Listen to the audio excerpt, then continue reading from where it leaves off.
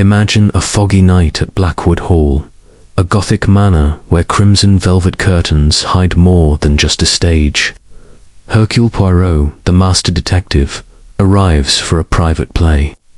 But the performance turns deadly when the star actress, Clara Vane, collapses, poisoned before a locked audience.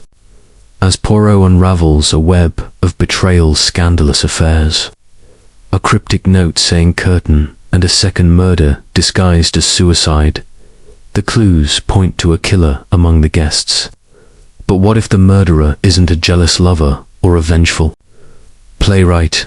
What if the real motive is a family secret so twisted it's been buried for years, waiting to strike from the shadows of the very stage where it all began? Chapter 1. The Invitation to Blackwood, Hall in the heart of London. Where the autumn fog wove its delicate threads through the streets, Hercule Poirot sat in his impeccably ordered flat at Whitehaven Mansions. The room was a study in precision. The furniture aligned with geometric exactitude, the silver cigarette case gleaming on the polished mahogany table, and the air faintly scented with the lavender pomade that kept his iconic mustache in perfect symmetry. It was October 1925, and the city hummed with its usual cacophony. Yet within these walls, Poirot cultivated a sanctuary of calm, where his little grey cells could operate undisturbed.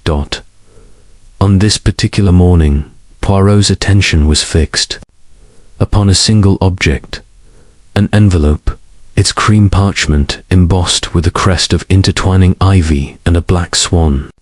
The invitation within was penned in an elegant, almost theatrical hand, and it bore the name of Lady Eleanor Blackwood, a widow of considerable wealth and reputation, whose Devon estate, Blackwood Hall, was the subject of much whispered intrigue among society's elite.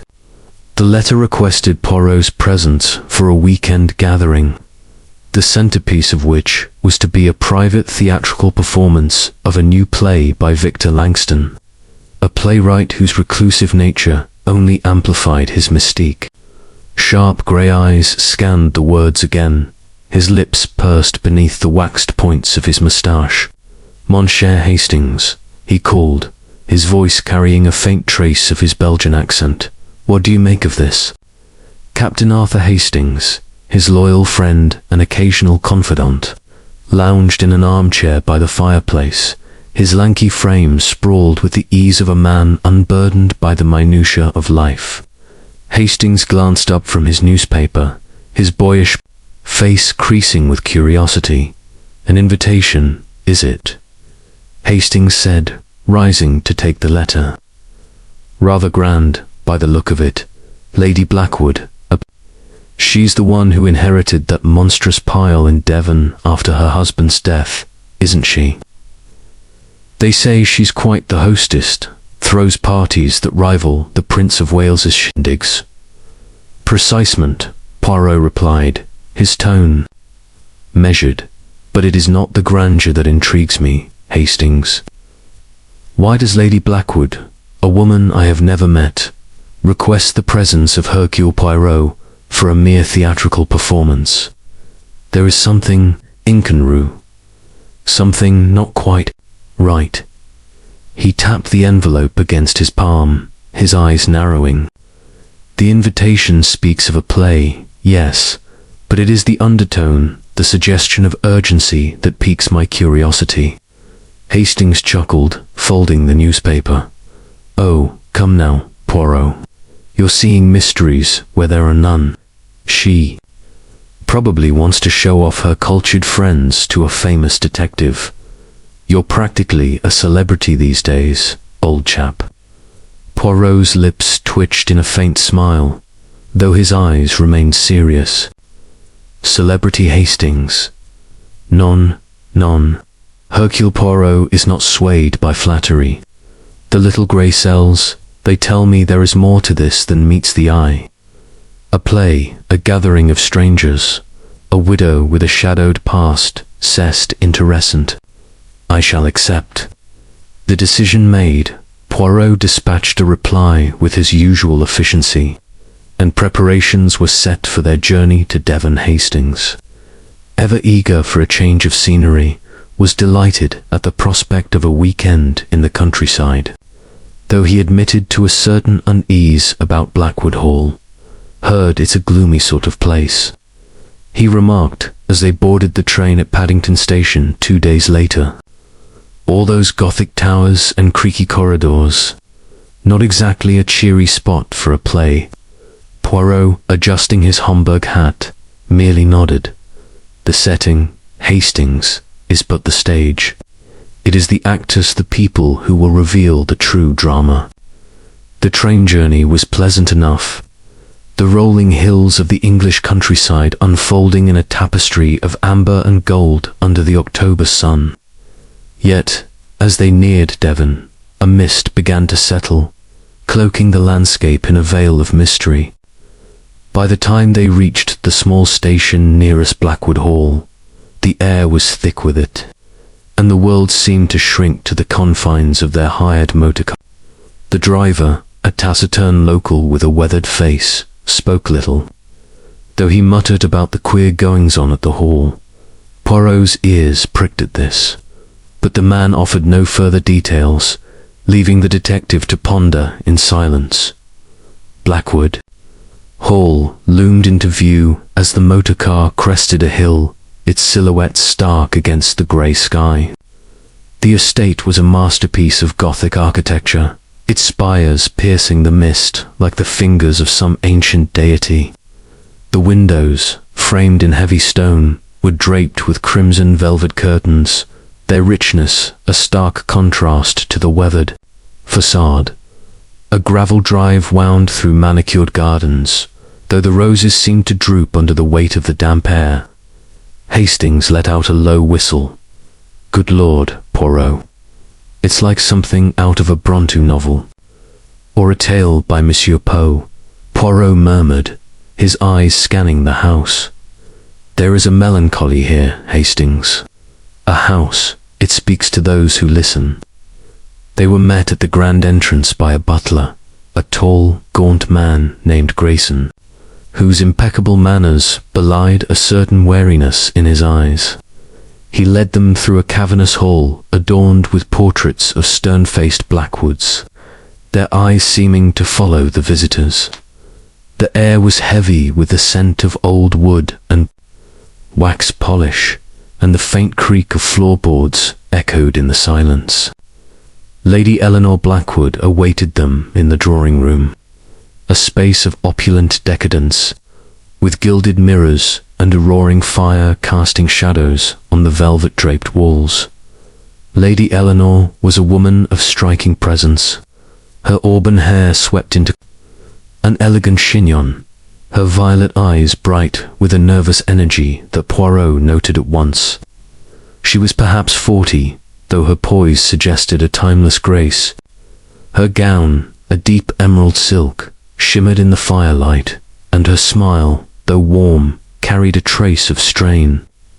"Monsieur Poirot," she said, extending a gloved hand, "I am honored you accepted my invitation, and Captain Hastings, a pleasure."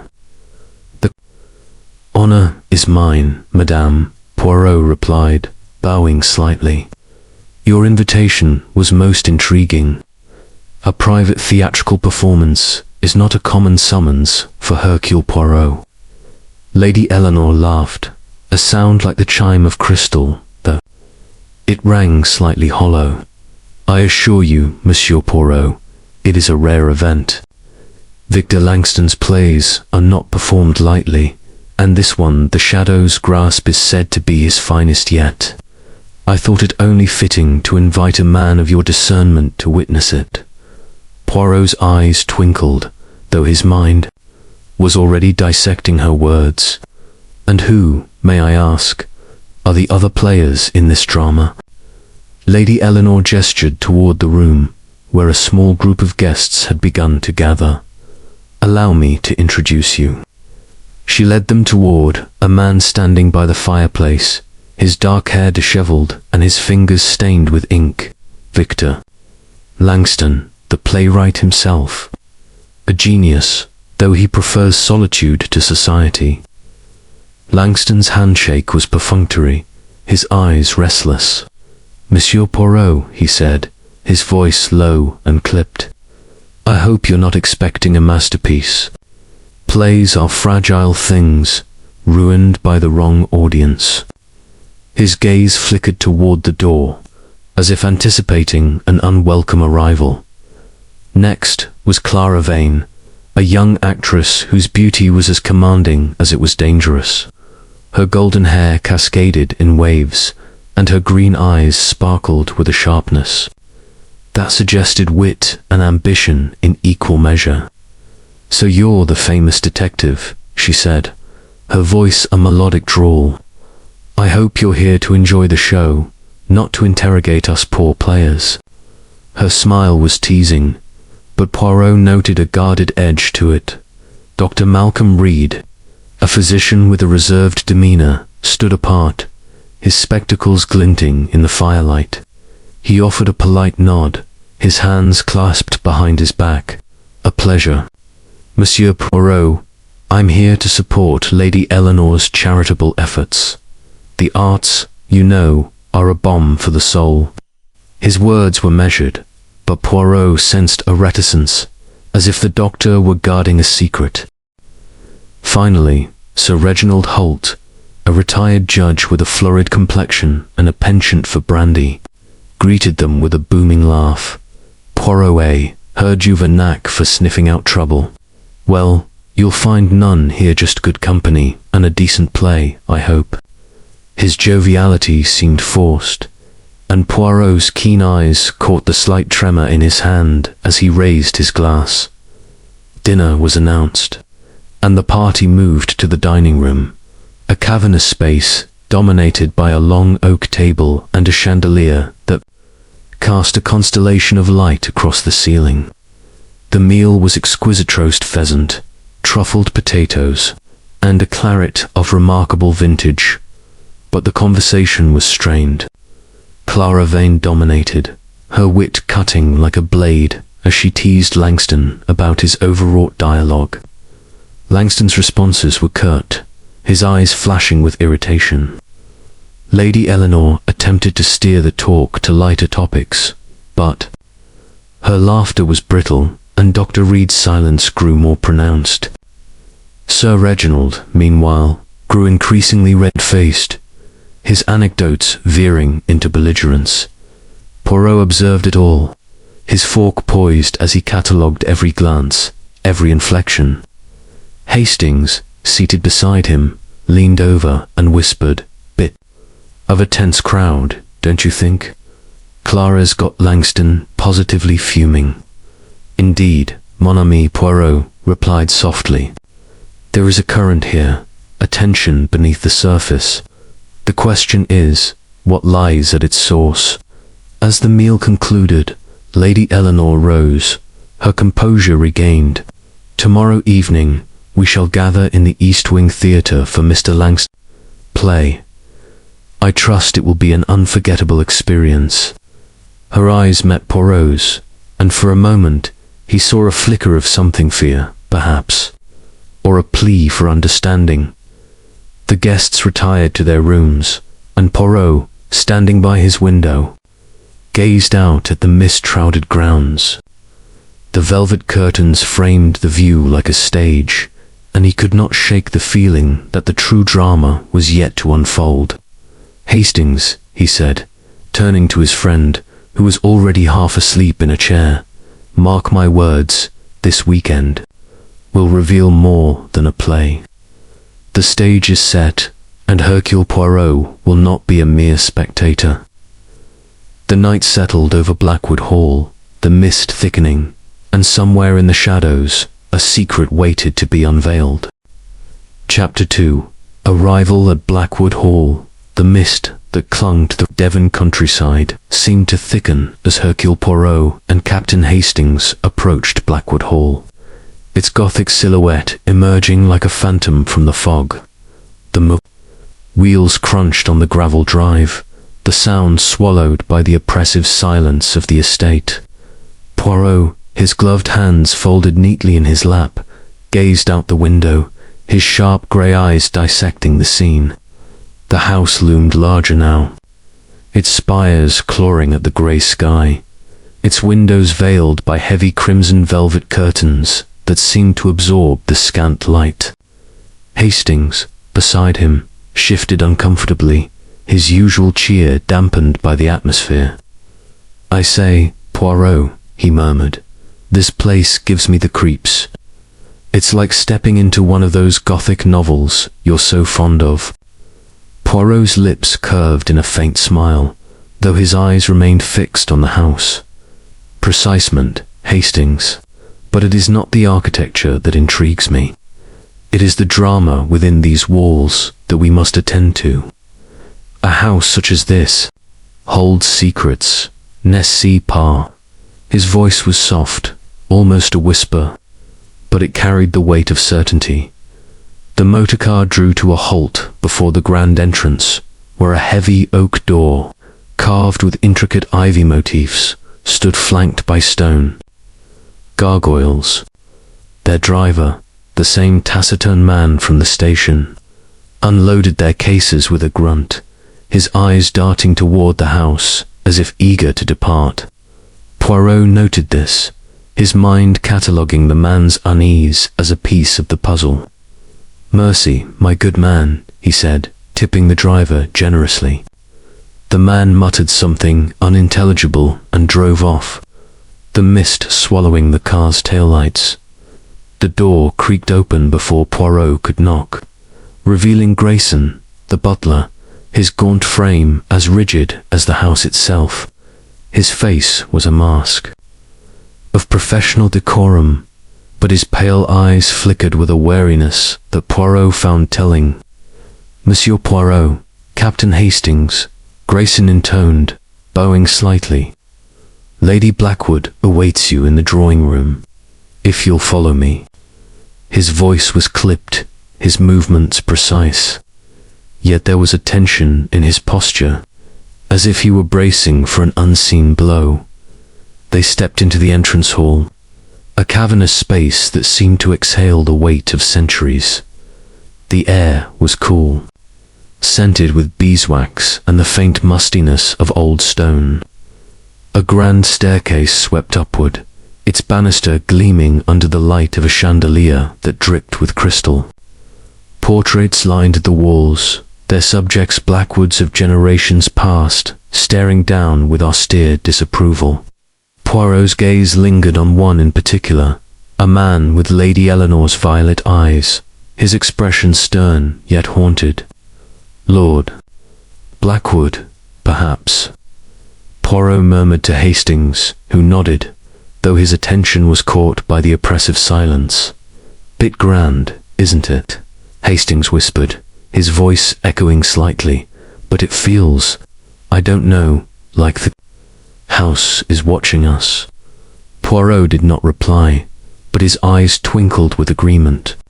He noted the details, the polished floorboards that creaked faintly underfoot, the heavy velvet curtains that framed every window, their crimson folds absorbing the light like blood soaking into cloth. The house was a stage, meticulously dressed, and Poirot sensed the curtain was about to rise on a performance he had yet to understand. Grayson led them through a series of corridors, each adorned with tapestries and gilt-framed mirrors that reflected their passage in distorted fragments. The drawing-room, when they reached it, was a blaze of warmth, its fireplace roaring with a fire that cast dancing shadows across the walls. The room was a study in opulence, plush armchairs upholstered in sapphire velvet, a rosewood table laden with decanters of amber liquid and a grand piano in one corner, its surface gleaming like a still lake. Yet, for all its splendor, the room felt stifled, as if the very air held its breath. Lady Eleanor Blackwood rose from a high-backed chair, her presence as commanding as it had been in Poirot's imagination. Her auburn hair was swept into an elegant knot, and her gown, A deep sapphire that matched the room's decor shimmered in the firelight. Her violet eyes, however, betrayed a restlessness that belied her gracious smile. "Monsieur Poirot, Captain Hastings," she said, her voice warm but tinged with a tremor. "Welcome to Blackwood Hall.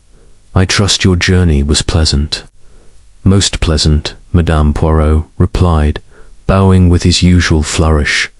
"Your home is remarkable, a place of great character." His tone was polite, but his eyes were already scanning the room, noting the other guests who had begun to gather. Lady Eleanor's smile tightened, as if she sensed the weight of his scrutiny. "You are too kind. Allow me to introduce my guests." She gestured toward a man standing by the window, his silhouette framed against the mist beyond. "Victor Langston, the genius behind our play." Langston turned, his dark eyes narrowing as he assessed Poirot. He was a man in his late 30s, with unkempt hair and a face marked by the intensity of one who lived in the world of his own creations.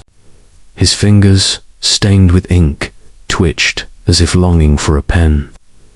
"Monsieur Poirot," he said, his voice low and edged with irony, "I hope you're not here to dissect my work. It's meant to entertain, not to be solved like one of your cases." Poirot's moustache twitched in amusement. "Mon cher Monsieur Langston, a play is a puzzle of sorts, is it not? I look forward to its revelations." Langston's lips thinned, and he turned back to the window, his shoulders tense. Next was Clara Vane, who lounged on a settee with the grace of a panther. Her golden hair caught the firelight, and her green eyes sparkled with a mischief that Poirot found both alluring and dangerous. "So, you're the detective," she said, her voice a sultry purr. "I've heard you can read a person's soul in a glance. Tell me, Monsieur Poirot, what do you see in mine?" She leaned forward, her smile daring him to answer. Poirot inclined, his head unfazed. "Mademoiselle Vane, I see a woman who commands the stage, both in life and in art. But perhaps there is more to your performance than meets the eye." Clara's laugh was sharp, like the clink of glass, but her eyes flickered with something akin to unease. Dr. Malcolm Reid stood by the piano, his spectacles reflecting the firelight. He was a man of middle age, his demeanor reserved, his hands clasped behind his back as if to keep them still. "Monsieur Poirot," he said, his voice measured, "I'm merely here to support Lady Eleanor's patronage of the arts. I hope you'll enjoy the play." His words were polite, but Poirot noted the slight tightening of his jaw, a sign of guardedness. Sir Reginald Holt, the final guest, was a contrast to Reid's restraint. A retired judge with a florid face and a booming voice, he approached with a glass of brandy in hand. "Poirot, my dear fellow," he exclaimed, clapping the detective on the shoulder with a force that made Hastings wince. "Heard all about you. Solved that business with the sapphire necklace, didn't you? Capital stuff. You'll find no mysteries here, though just good company and a bit of theatrical nonsense." Poirot smiled politely, though his eyes lingered on Sir Reginald's flushed cheeks and the slight slur in his speech. "I am certain, Sir Reginald, that the weekend will be most illuminating." Dinner was announced, and the party moved to the dining room, a vast chamber dominated by a long oak table set with silver and crystal. The chandelier above cast a constellation of light across the ceiling, but the heavy velvet curtains at the windows seemed to draw the warmth from the room. The meal was a triumph of culinary art, consomme clear as amber, followed by roasted quail with a delicate herb sauce, and a tart tatin that melted on the tongue. Yet the conversation was anything but harmonious. Clara Vane, seated opposite Langston, wielded her wit like a rapier, her comments on his play laced with subtle venom. "Really, Victor," she said, slicing her quail with precision, "your dialogue is so earnest. One wonders if your characters ever breathe." Langston's fork paused mid-air, his eyes flashing with suppressed anger. "Clara," he replied, his voice tight, "perhaps you'd prefer a pantomime. It might suit your talents better." The table fell silent, the tension palpable. Lady Eleanor intervened, her laugh a touch too bright as she steered the conversation to the history of Blackwood Hall. But Poirot noted the strain in her voice. "Doctor." Reid spoke little, his attention seemingly fixed on his plate, though Poirot caught him glancing at Clara more than once. Sir Reginald, meanwhile, grew louder with each glass of claret, his anecdotes about his days on the bench veering into indiscretion. "Knew a fellow once," he slurred, "thought he could outsmart the law. Didn't reckon on me," though his laugh was a bellow, but it rang hollow. Hastings, seated beside Poirot, leaned close. "Odd lot, aren't they?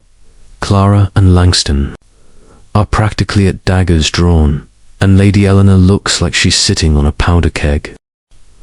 Poirot nodded, his eyes never leaving the table. "Observe, Hastings, the words, the glances, the silences, they tell a story. There is history here, and not all of it is pleasant."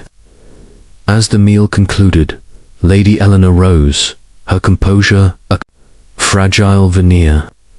"Tomorrow we shall gather in the East Wing for Mr. Langston's play, The Shadow's Grasp. I trust it will be a memorable evening." Her gaze lingered on Poirot, and he sensed a silent plea in her eyes, though for what, he could not yet discern. The guests dispersed to their rooms, and Poirot, standing by his window, looked out at the mist-shrouded grounds. The velvet curtains framed the view like a proscenium arch, and he felt the weight of an unseen audience.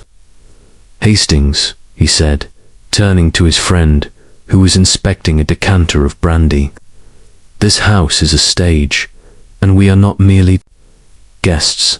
We are players in a drama that has yet to reveal its plot." The night deepened, the mist pressing against the windows, and Poirot's little grey cells began to weave the threads of suspicion into a pattern only he could see. Chapter 3. The play begins the east wing of Blackwood Hall, where the private theatre, nestled like a hidden gem, was a world apart from the rest of the estate. Its entrance was marked by a pair of carved mahogany doors, their panels etched with theatrical masks, one smiling, one weeping, that seemed to watch the guests as they approached.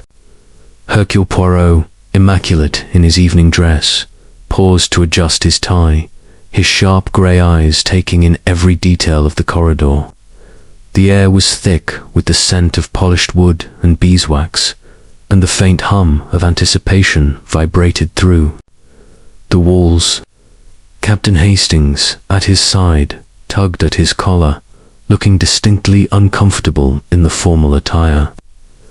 "I say, Poirot," he whispered, "this place feels like it's waiting for something to happen.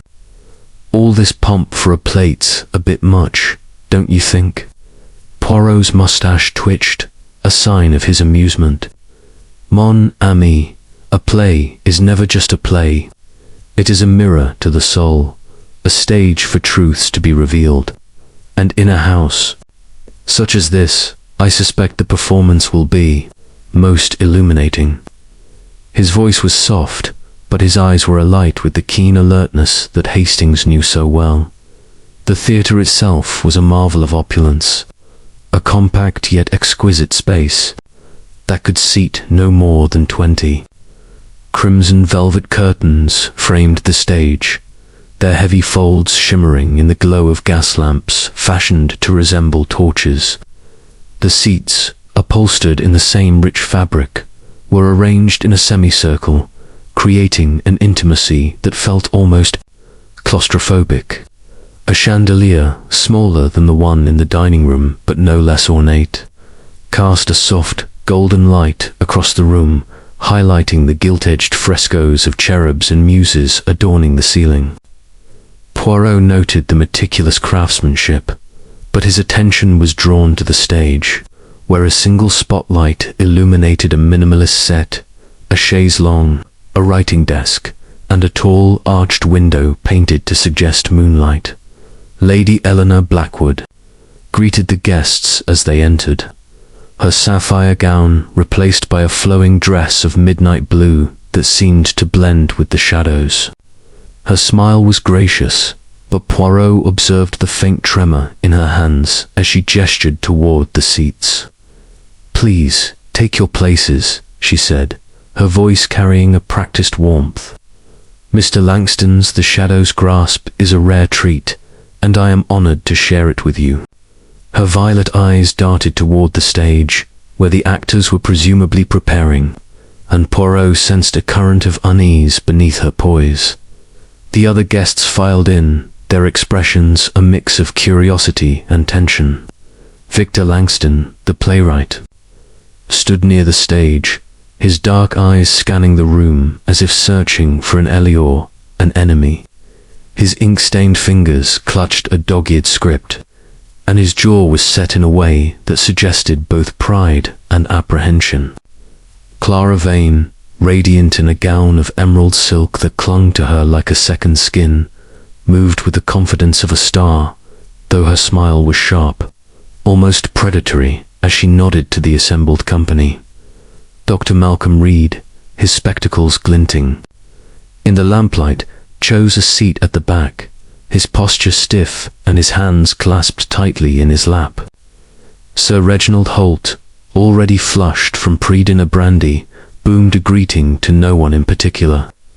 Settling into a seat with a groan of satisfaction, Poirot and Hastings took seats near the center, affording the detective a clear view of both the stage and the audience. "Keep your eyes open, Hastings," Poirot murmured, his voice barely audible. "The drama is not confined to the stage. Observe the faces, the gestures. They will tell us much." The lights dimmed, and a hush fell over the room. The crimson curtains parted with a soft rustle, revealing Clara Vane center stage, her presence commanding every eye. The Shadow's Grasp began, a tale of betrayal and vengeance, set in a decaying manor not unlike Blackwood Hall. Clara played Isabella, a woman wronged by her lover, her voice weaving a spell of anguish and defiance. The other actors, minor players hired for the occasion, faded into the background, their roles serving only to highlight her brilliance. Poirot, though no connoisseur of theatre, was struck by her intensity, her every movement a study in controlled passion. Yet he was not watching the play alone. His eyes darted to the audience, noting Langston's clenched fists, Lady Eleanor's rigid posture, and Dr. Reid's fixed stare. The first act unfolded without incident, the dialogue sharp and laden with foreboding. Hastings, leaning closer, whispered, "Not bad, eh? Clara's stealing the show." Poirot nodded, but his attention was elsewhere, drawn to a faint movement at the edge of the stage, where the velvet curtain swayed slightly, as if brushed by an unseen hand. The second act began, the tension in the play mirroring the undercurrent in the room. Clara, as Isabella, delivered a monologue that sent shivers through the audience, her words a lament for lost love and broken trust. She reached for a glass of water on the desk, a prop that had gone unnoticed until now, and took a delicate sip. Poirot's eyes narrowed, his instincts prickling. The action seemed unscripted, a deviation from the rhythm of the scene. He leaned forward, his little grey cells alert. Suddenly, a piercing scream shattered the spell. Clara's body convulsed, her hands clutching at her throat as she staggered backward. The glass fell, shattering on the stage, and she collapsed, her emerald gown pooling around her like spilled ink. The audience gasped, some rising from their seats, but Poirot remained still, his gaze fixed on the scene. Dr. Reid was the first to act, rushing to the stage with a speed that belied his reserved demeanor. He knelt beside Clara, his fingers searching for a pulse, but his expression darkened. "She's gone," he said, his voice steady but strained. "Poison, I'd wager. There's a faint smell of almonds." The theatre erupted into chaos. Lady Eleanor stood, her hands pressed to her mouth, while Sir Reginald bellowed for order. Langston, pale and trembling, stared at Clara's body as if it were a prop gone horribly wrong. Hastings gripped Poirot's arm. "Good heavens, Poirot. What's happened? Is she really?" "We Hastings," Poirot said, his voice calm but laced with steel. "Mademoiselle Vane is dead, and this is no accident."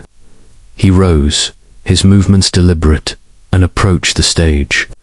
The actors, frozen in shock, parted to let him pass. He knelt beside Clara's body, his eyes scanning her face, her hands. The shattered glass, the faint scent of almonds confirmed Dr. Reid's diagnosis: cyanide, swift and merciless. But it was something else that caught his attention, a scrap of paper, crumpled and torn, lying near Clara's outstretched hand.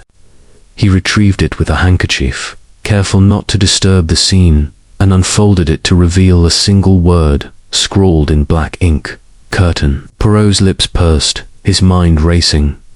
"Curio," he murmured. "A clue, perhaps, or a taunt. But from whom?" He stood, his gaze sweeping the theatre.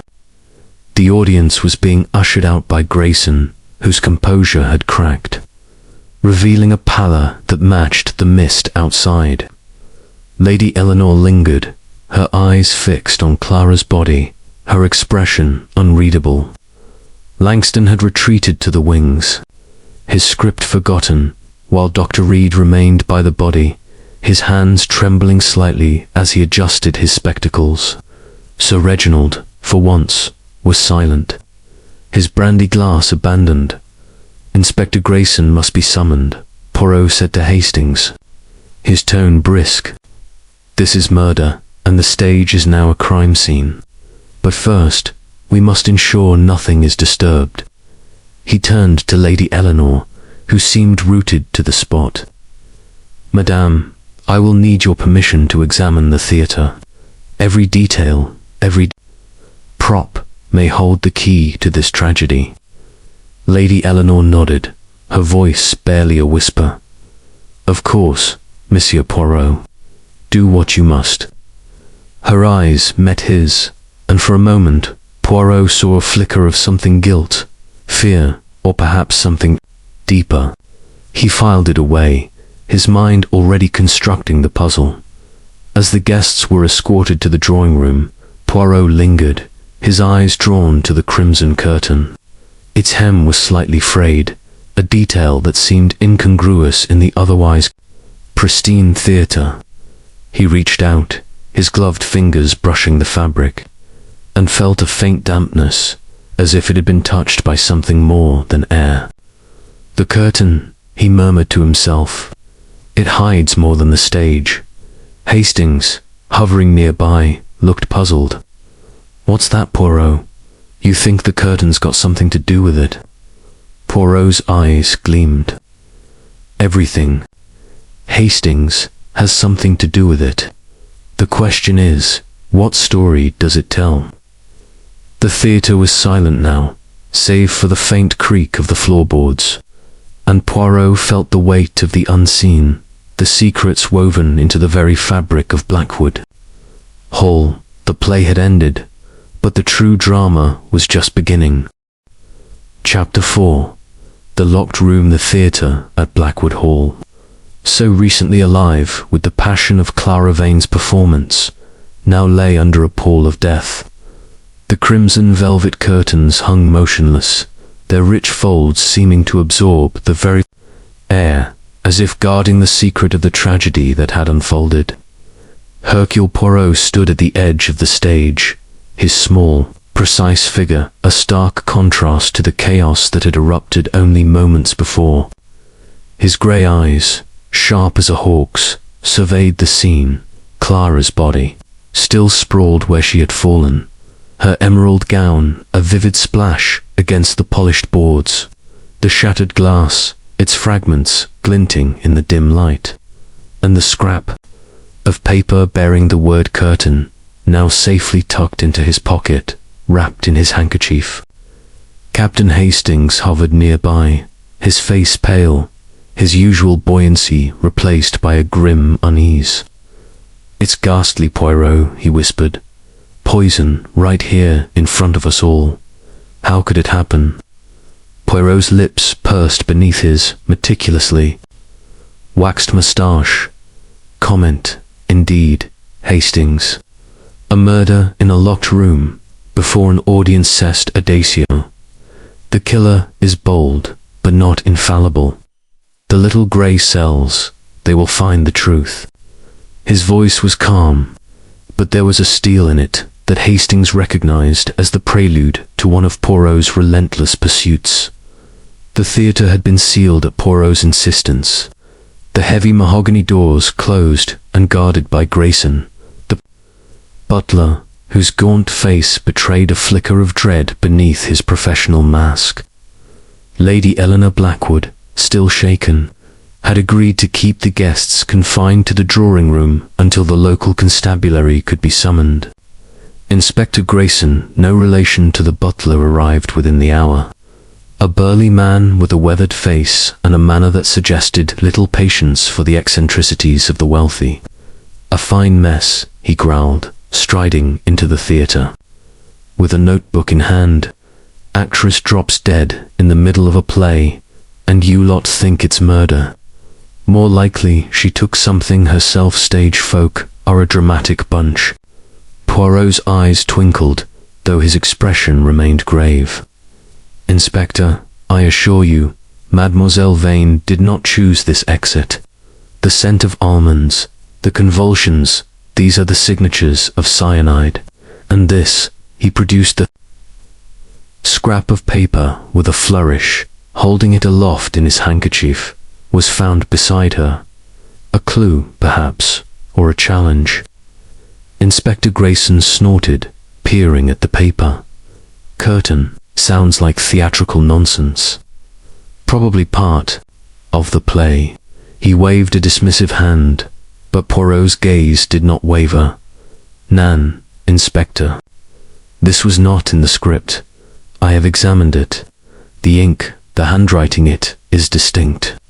Someone placed it there, and we must discover why."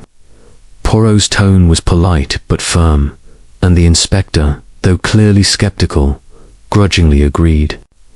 To let him examine the scene further, Poirot began his inspection with the meticulous care of a watchmaker. The stage was a contained space, a locked room in the truest sense. As the theatre's only entrances, the mahogany doors and a small side door to the wings had been under constant observation during the performance.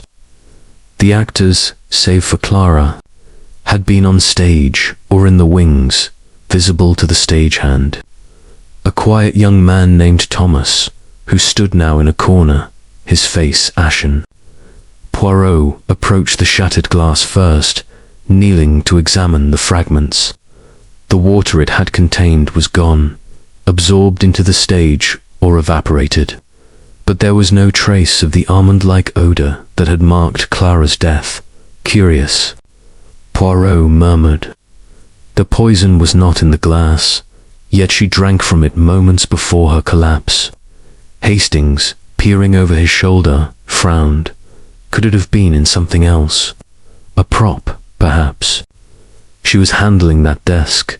The papers on it, maybe the poison was on one of those. Poirot shook his head, his eyes scanning the desk. "Nan, Hastings, the cyanide, it acts swiftly. She would not have lingered through her monologue if the poison were on her hands or lips earlier. No, it was administered during the scene, in a manner most ingenious. He moved to the chaise longue, running his gloved fingers along its velvet upholstery, then turned his attention to the painted window backdrop, its faux moonlight casting an eerie glow. Nothing seemed amiss, yet Poirot's instincts told him. The answer lay here, in this carefully curated space. His gaze settled on the crimson curtain, its heavy folds dominating the stage. He approached it, noting the frayed hem he had observed earlier. Kneeling, he examined the fabric closely, his fingers brushing against a section that felt slightly stiff, as if it had been dampened and dried. "Interesting," he said softly, his mind racing. "The curtain, it is not merely a decoration. It has played a role, perhaps." He stood, turning to Thomas, the stagehand, who had been watching with wide, nervous eyes. "You, Monsieur Thomas," Poirot said, his voice gentle but commanding. "You prepared the stage. Tell me, did you notice anything unusual about the curtain before the performance?" Thomas, a lanky youth with a mop of dark hair, swallowed hard. "No, sir. I checked the ropes, made sure the curtain moved, smooth-like. Miss Vane, she was particular about it. Said she wanted to adjust it herself before her big scene. Said it framed her just right." Poirot's eyes narrowed. She adjusted it herself. "When, precisely?" "Just before the second act," Thomas replied, his voice trembling. "She went up to the curtain, tugged at it a bit, like she was making sure it hung proper. I didn't think nothing of it. She was always fussing over details." "Merci, Monsieur Thomas," Poirot said, dismissing the young man with a nod. To Hastings, he murmured, "So, Mademoiselle Vane herself touched the curtain. This is significant, Hastings, but how does it connect to the poison?" He paced the stage, his small frame moving with a cat-like grace, his mind constructing and discarding theories with dizzying speed. Inspector Grayson, growing impatient, interrupted. "Look. Here, Poirot. I've got a dead actress and a room full of toffs waiting to be questioned. If you've got some fancy theory, let's hear it, or I'll assume this was a suicide and call it a night." Poirot's smile was polite but edged with disdain. "Suicide, Inspector? None. Mademoiselle Vane was a woman of vitality, of ambition. She did not seek death. She was its victim. And the scrap of paper, the word curtain, it is a message, a signature of intent. We are dealing with a mind that delights in the theatrical." The inspector grumbled, but allowed Poirot to continue his examination. The detective turned his attention to the wings, where a small table held props, a quill pen, a stack of letters, a silver cigarette case. None bore the telltale scent of cyanide, but Poirot lingered over the cigarette case, noting its polished surface was free of fingerprints. "Strange," he mused.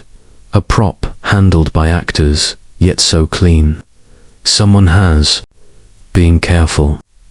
He moved to the side door, which led to a narrow corridor connecting the theatre to the rest of the house. It was locked from the inside during the performance, Thomas confirmed, and only he and the actors had access to the wings. Poirot tested the lock, finding it sturdy, with no signs of tampering. "A locked room," he said to Hastings, "yet the poison found its way to Mademoiselle Vane. This is a puzzle of method, not opportunity." As the inspector began to organize the removal of Clara's body, Poirot requested one final look. He knelt again, his eyes tracing the contours of her face, frozen in a rictus of pain.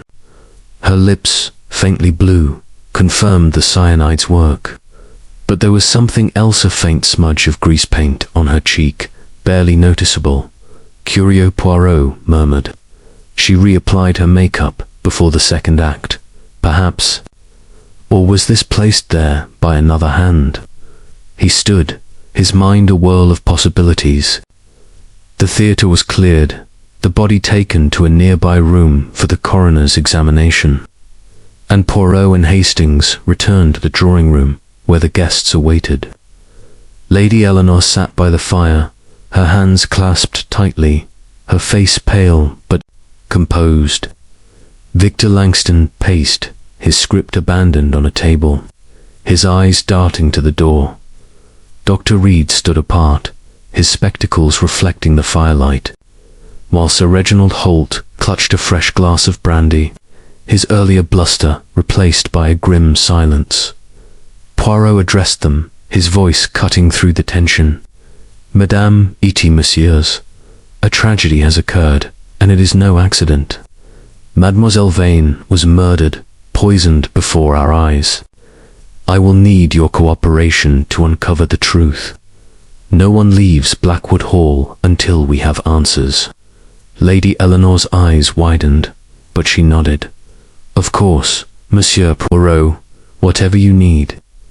Her voice was steady, but Poirot noted the slight tremor in her fingers, the way her gaze avoided the others. Hastings leaned close, his voice low. "What now, Poirot?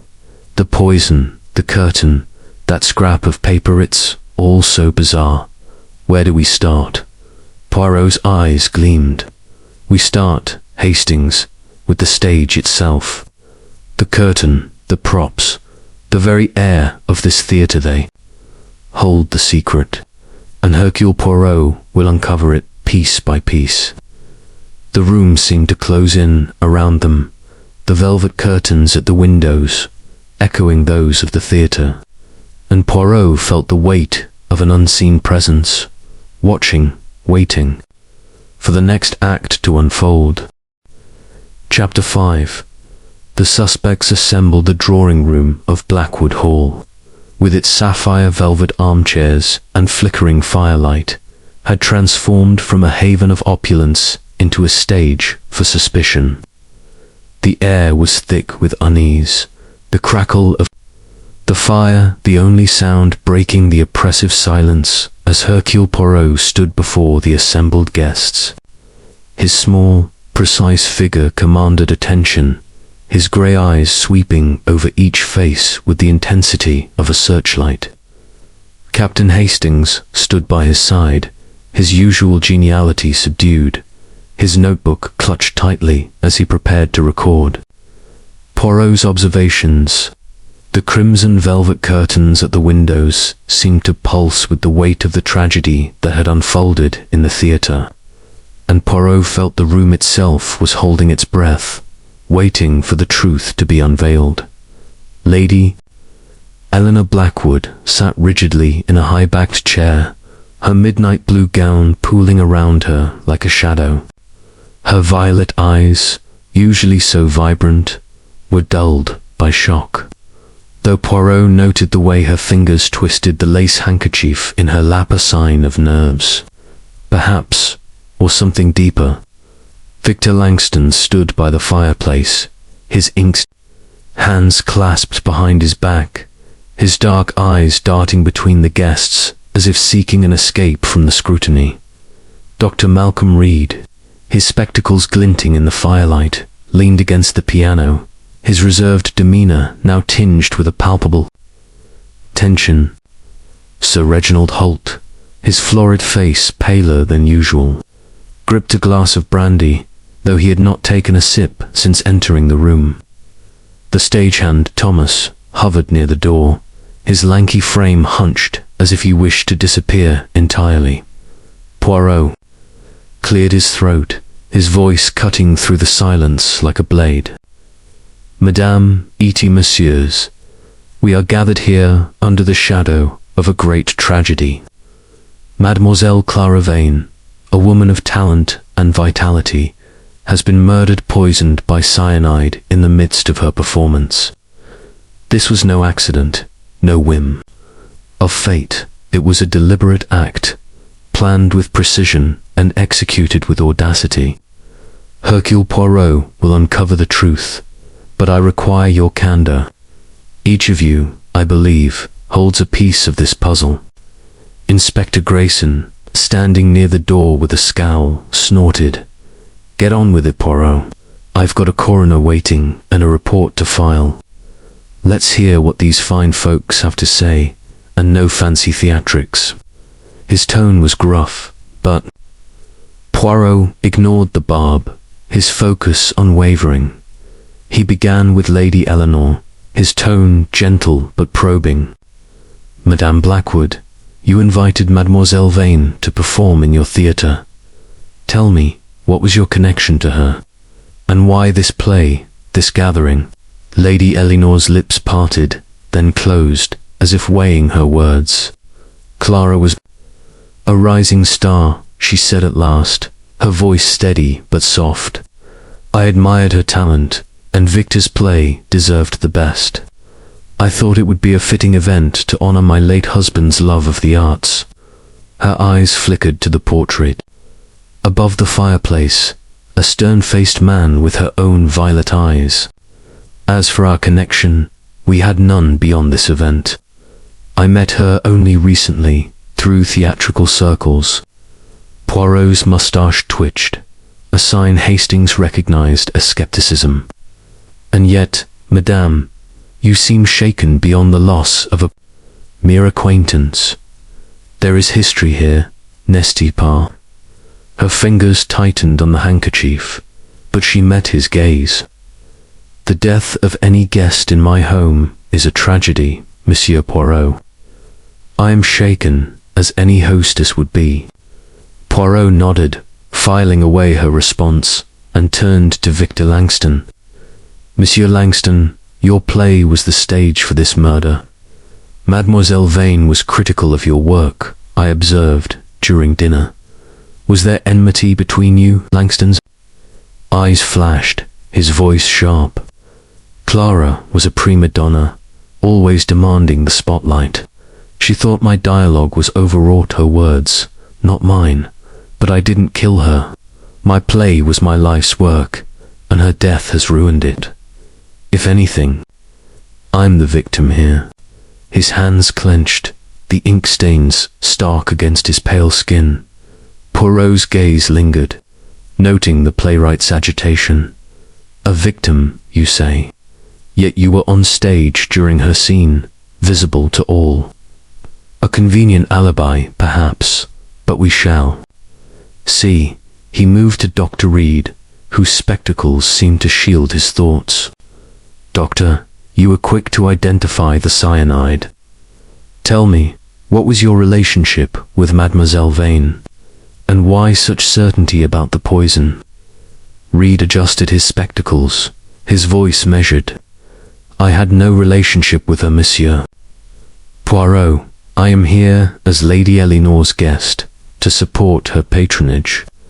As for the cyanide, my medical training makes the symptoms unmistakable convulsions, the almond-like odor. I acted on instinct to confirm it. His hands remained clasped, but Poirot noted a faint tremor in his fingers. Finally, Poirot addressed Sir Reginald Holt, whose brandy glass trembled slightly. Sir Reginald, you spoke of your days on the bench with pride. Did you ever cross paths with Mademoiselle Vane, perhaps in a professional capacity? The judge's face reddened, though whether from anger or discomfort, Poirot could not yet tell. Never met the woman before this weekend, he blustered. I'm retired, Poirot. I came for the play and the company, not to dig up old cases. You're barking up the wrong tree. Poirot's smile was polite but unyielding. Pater, Sir Reginald, but the tree of truth has many branches, and I shall examine them all. He turned to Thomas, the stagehand, who seemed to shrink under his gaze. And you, Monsieur Thomas, you prepared the stage. Did you see anyone tamper with the props, the curtain, or the glass Mademoiselle Vane used? Thomas shook his head. Vigorously, his voice barely above a whisper. "No, sir. I swear, I checked everything. Miss Vane was particular, like I said. She handled the curtain herself, but I didn't see nothing odd. I just did my job." Poirot nodded, his mind cataloguing each response, each gesture. He addressed the group once more. This murder was no act of impulse. The cyanide, the scrap of paper with curtain, these are the work of a mind that plans, that calculates. I urge you to reflect on what you know, what you have seen. The truth will not remain hidden. Inspector Grayson, growing restless, interjected. "Enough of this, Poirot. I'm taking statements and searching their rooms. If there's poison about, I'll find it." He gestured to a constable, who began ushering the guests to provide formal statements. As the room emptied, Hastings leaned close. "What do you make of it, Poirot? They're all hiding something, aren't they? Lady Eleanor's too composed, Langston's too angry, Reid's too quiet, and Sir Reginald's too loud." Poirot's eyes gleamed. "Precise," meant Hastings. "Each wears a mask, and behind each mask lies a motive. But it is the method, the how of the poison that intrigues me most. The curtain, the glass, the greasepaint smudge on Mademoiselle Vane's cheek, these are the threads of the tapestry we must weave." Lady Eleanor lingered, her gaze fixed on Poirot. "Monsieur Poirot, I trust you will find the truth. This house, it has seen too much sorrow." Her voice broke, and she turned away, her handkerchief pressed to her lips. Poirot watched her go, his mind turning over the puzzle. "Hastings," he said softly, "we must look beyond the words, to the silences between them. The answer lies not only in what was said, but in what was not." He moved to the window, parting the velvet curtain to gaze at the mist-shrouded grounds. The night was still, but Poirot felt the pulse of a hidden truth, beating like a heart within the walls of Blackwood Hall.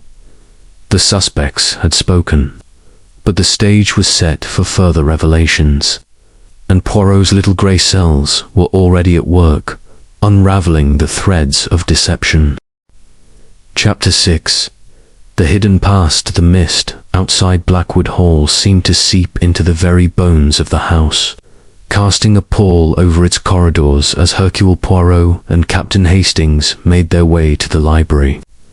The events of the evening, shocking death of Clara Vane, the cryptic scrap of paper, the guarded responses of the suspects, had set Poirot's little grey cells into a frenzy of activity. The library, a sanctuary of oak shelves and leather-bound volumes, offered a quiet retreat from the tension that gripped the drawing room, and Poirot sensed it was here, among the whispers of the past, that he might uncover a thread to unravel. The mystery. Hastings, trailing behind, clutched his notebook, his face a mixture of awe and unease. "I say, Poirot," he murmured, "this place feels like a tomb. Do you really think we'll find anything here?" Poirot's eyes twinkled, though his expression remained grave. "Mon ami, a library is a treasury of secrets, not merely of books. The history of Blackwood Hall, and of those within it, will speak to us if we listen." His voice was soft, but there was a quiet determination in it, a signal that he was on the scent of something vital. The library was a vast chamber, its high ceilings lost in shadow, its walls lined with shelves that groaned under the weight of centuries. A single chandelier, its candles flickering, cast a warm but uneven light across the room, illuminating a long table strewn with papers and a few scattered volumes. The air smelled of old leather and dust, with a faint undercurrent of lavender, perhaps from Lady Eleanor's presence earlier that day. Heavy velvet curtains, a deeper shade of crimson than those in the theatre, framed the tall windows, their folds seeming to guard the room's secrets. Poirot's gaze swept the space, noting a small writing desk in one corner, its surface cluttered with ink bottles and a silver letter opener shaped like a swan iridescent. Poirot murmured, approaching the desk. A place where private thoughts are committed to paper. Let us see what Lady Eleanor has left for us.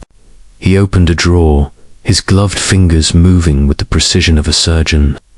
Inside, he found a bundle of letters tied with a black ribbon, their edges yellowed with age. But it was a small leather-bound book, tucked beneath a blotter, that caught his attention. The lock was flimsy, easily opened with the letter opener, and Poirot's eyes scanned the pages, his lips pursing as he read.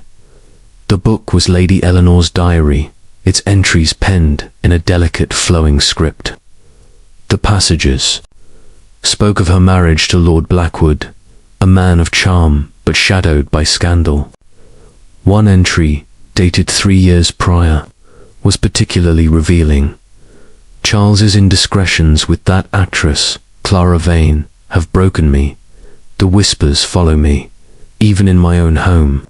I cannot forgive her, nor him, but I must endure. One day, justice will be mine. Poirot's moustache twitched. Voila, Hastings. A motive, clear as crystal. Lady Eleanor harboured a grudge against Mademoiselle Vane, a wound that time has not healed. Hastings, peering over his shoulder, whistled softly.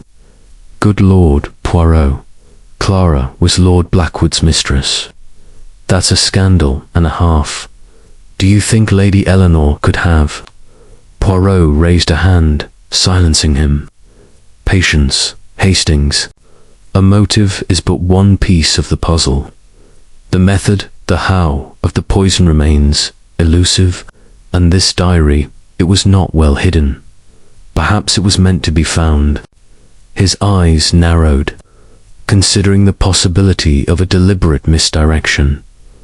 Leaving the diary where he found it, Poirot turned his attention to the rest of the library. He scanned the shelves, his fingers brushing the spines of books on theatre, history, and chemistry, a curious assortment for a country estate. One volume, a treatise on toxicology, was slightly askew, its pages dog-eared. Poirot opened it, finding a passage on cyanide underlined in faint pencil, with a note in the margin. Fast, traceless, if done right. The handwriting was not Lady Eleanor's, but it was too small a sample to identify. Curio, Poirot murmured. Someone has been studying, but who? Meanwhile, Hastings, ever eager to contribute, had wandered to a side table where a stack of old newspapers lay. Rifling through them, he paused at a clipping from a London paper, dated 2 years prior. Look at this, Poirot, he said, holding it up. It's about Clara Vane. Says she won a plagiarism lawsuit against Victor Langston, accused him of stealing her ideas for a play. Cost him a pretty penny, by the sound of it. Poirot's eyes gleamed as he took the clipping. Magnifique, Hastings. Another motive emerges. Monsieur Langston, humiliated and financially wounded, would have reason to resent Mademoiselle Vane, but resentment alone does not make a murderer. We must dig deeper. He tucked the clipping into his pocket, his mind weaving the new information into the tapestry of the case. Their search was interrupted by a soft knock at the door. It was Mary, a young maid with wide eyes and a nervous demeanour. Begging your pardon, sir, she said, addressing Poirot, but I overheard you asking about Miss Vane earlier. I thought you should know something. Her voice trembled, and she glanced over her shoulder, as if fearing to be overheard. Poirot's manner softened, his tone encouraging.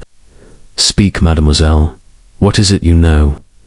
Mary hesitated, then whispered, It's about Miss Vane and Lord Blackwood.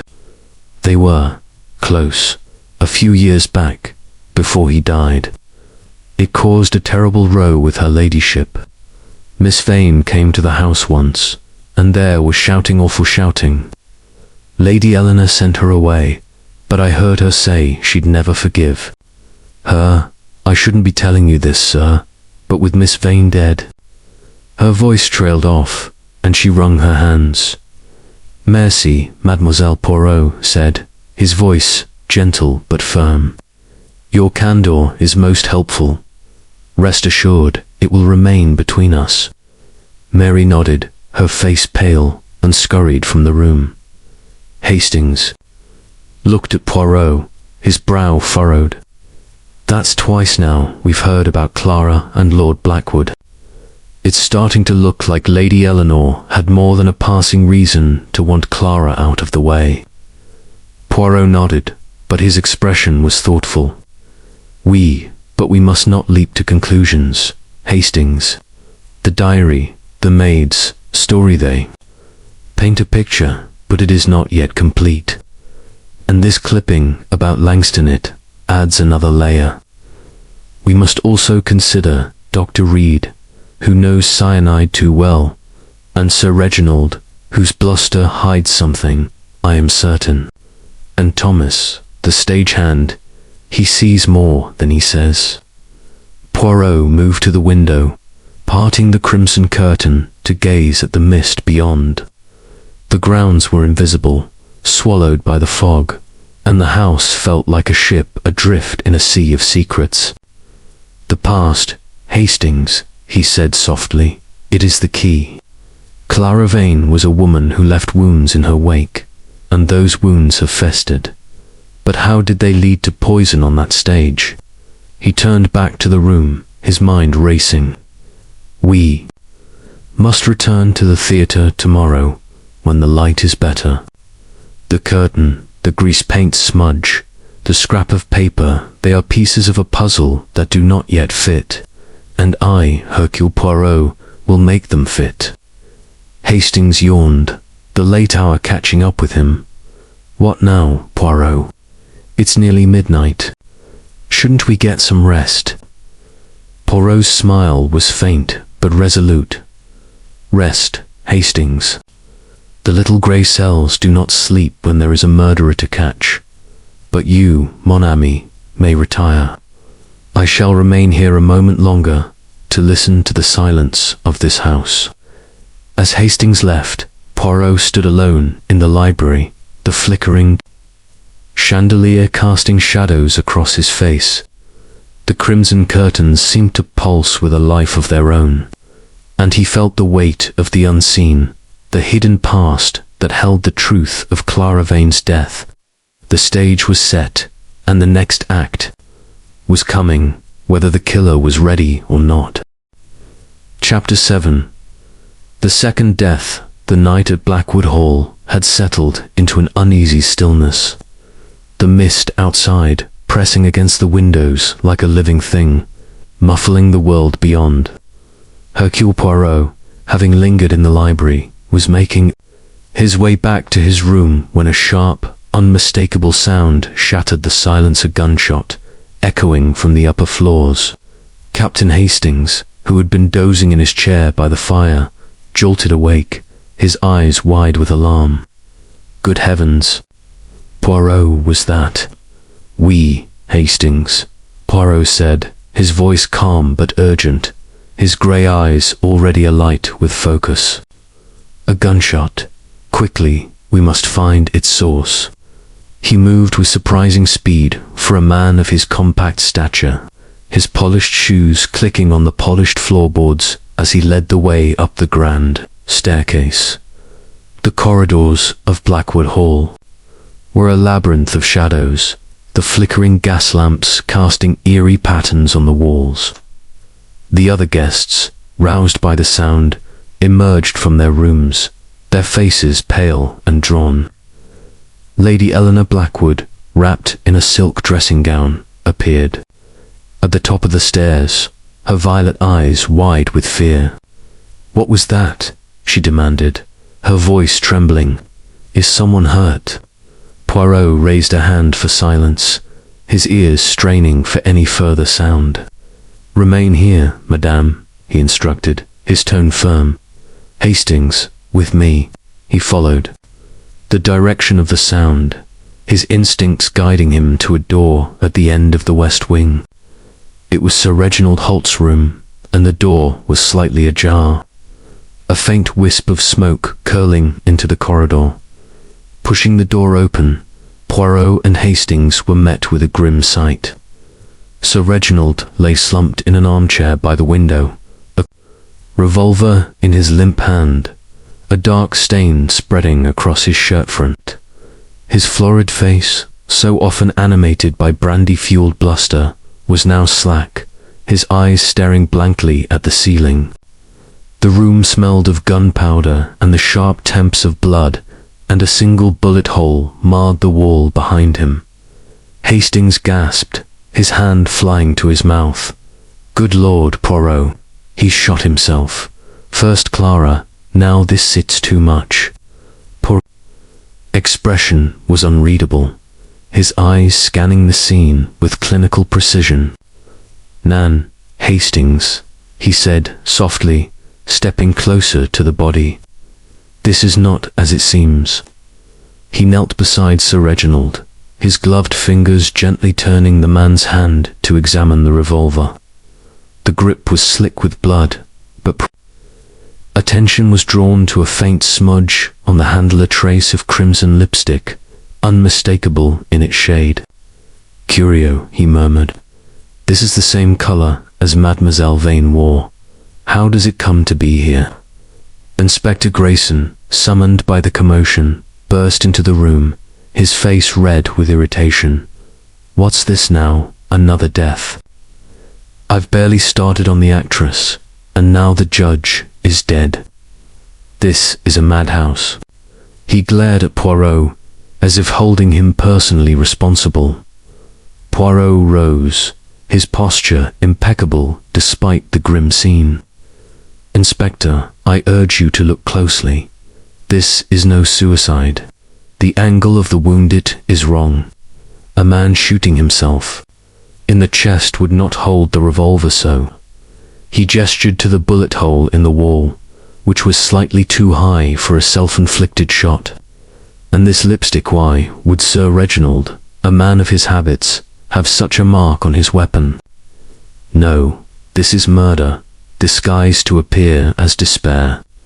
Grayson's scowl deepened, but he grudgingly ordered his constable to secure the room. "You and your theories, Poirot. If it's murder, who's doing it? We've got a house full of suspects, and now one of them's dead, too." Poirot's eyes gleamed, undeterred. "Precisement, Inspector. The killer grows bold, or perhaps desperate. Sir Reginald knew something, saw something, and it cost him his life." He turned to the window, parting the heavy velvet curtain to reveal the mist-shrouded grounds. The glass was intact, the latch secure. No one had entered or exited this way. "Another locked room," he murmured, "but the key lies not in the locks, but in the minds of those who remain." Hastings, still shaken, pointed to the revolver. "That lipstick, Poirot, it's got to be Clara's, doesn't it? But she's dead. How could her lipstick end up here?"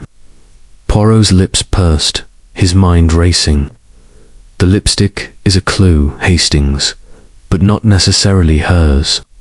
It could be a deliberate echo, meant to confuse or to point us toward a truth. We must question the others now." He led the way back to the drawing room, where the remaining guests had gathered, their faces a tableau of shock and suspicion. Lady Eleanor stood by the fire, her hands clasped tightly, her composure fraying at the edges. Victor Langston sat, slumped in a chair, his ink-stained fingers rubbing his temples, as if trying to erase the night's events. Dr. Malcolm Reid, his spectacles fogged with condensation, stood by the piano, his hands trembling slightly. Thomas, the stagehand, lingered near the door, his eyes darting nervously. Poirot addressed them, his voice cutting through the tension. Madame et messieurs, we are struck by a second tragedy. Sir Reginald Holt is dead, shot in his room. And it is no suicide. The killer is among us, and their hand grows reckless. I ask you now, who saw Sir Reginald last? Who spoke with him after the play? Lady Eleanor spoke first, her voice barely above a whisper. I saw him in the corridor after we left the theatre. He was upset, muttering about Clara's death. He said something about old sins and went to his room. I thought he was just drunk. Her eyes met Poirot's, and he noted a flicker of fear. Langston shook his head, his voice hoarse.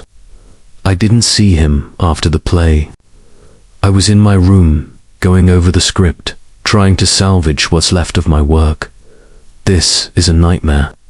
His hands clenched, the ink stains stark against his pale skin. Dr. Reid adjusted his spectacles, his tone measured. I passed Sir Reginald.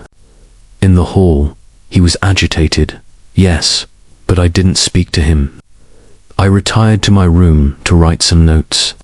His hands steadied, but Poirot caught the slight hesitation in his voice. Thomas, when questioned, stammered, I was cleaning up the theatre, sir. Didn't see Sir Reginald at all. I was busy with the props, making sure everything was in order. His eyes avoided Poirot's, and the detective made a mental note of his discomfort. Poirot paced, his small frame radiating authority. 2 deaths, both staged to deceive. Clara Vane, poisoned before our eyes, and now Sir Reginald, shot in a manner meant to suggest despair. But the lipstick, the angle of the shot, these betrayed the killer's hand. I urge you, if you know anything, speak now. The room remained silent, the fire's crackle the only response.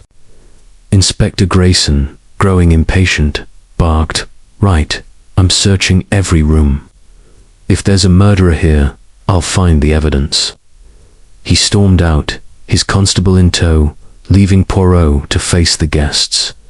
Hastings leaned close, his voice low. What's the connection, Poirot? Clara's lipstick on the revolver, it's too strange. And why kill Sir Reginald? He was just a loudmouth judge, wasn't he? Poirot's eyes narrowed, his mind weaving the threads together. Sir Reginald was more than he seemed. Hastings, he was a man of the law, a man who judged others. Perhaps he saw something in the theatre, or knew something from the past. The lipstick is a link to Clara, but whether it is hers or a ruse, we must discover. He turned to the group, his voice sharp. Tomorrow we return to the theatre. The stage holds the key, and Hercule Poirot will not rest until it is unlocked. As the guests dispersed, their faces etched with fear and suspicion, Poirot lingered. By the fire, the crimson curtains casting long shadows across the room. The second death had raised the stakes, and the killer's audacity was matched only by Poirot's determination. The night was far from over, and the truth, he knew, was closer than ever. Chapter 8. The velvet Clutha. Dawn broke over Blackwood Hall with a reluctant light, the mist thinning but still clinging to the Gothic spires like a shroud. Inside, the air was heavy with the weight of 2 deaths: Clara Vane's poisoning and Sir Reginald Holt's staged suicide. Hercule Poirot, having slept little, stood in the theatre once more, his immaculate figure a beacon of order amidst the chaos of the previous night. The crimson velvet curtains loomed over the stage, their rich folds seeming to mock the tragedy they had framed. Captain Hastings, bleary-eyed but resolute, stood beside him, his notebook open, though his pen hovered uncertainly. I don't know how you do it, Poirot, he said, stifling a yawn. 2 murders in one night, and you're as fresh as a daisy. Where do we even begin? Poirot's grey eyes gleamed, his moustache twitching with purpose. "We begin, mon ami, where? The drama began here, on this stage. The curtain, the props, the very air, they hold the secret of Mademoiselle Vane's death, and perhaps Sir Reginald's as well. The velvet, it speaks to me." His voice was soft but resolute, and he moved toward the crimson curtain with the precision of a man who saw patterns where others saw only fabric. The theatre was quiet now. The gas lamps dimmed, the chandelier casting a faint glow over the empty seats. Inspector Grayson had left a constable to guard the entrance, but the man stood outside, leaving Poirot and Hastings alone with the scene. Poirot's attention was fixed on the curtain, its frayed hem catching his eye as it had before. He knelt, his gloved fingers tracing the fabric, and paused at a spot where the velvet felt unusually stiff. "Interesting," he murmured, parting the folds with care. Tucked within a seam, almost invisible, was a tiny glass vial, no larger than a thimble. Its surface clean, but bearing a faint residue that smelled unmistakably of almonds. "Hastings." Poirot's voice was sharp with triumph.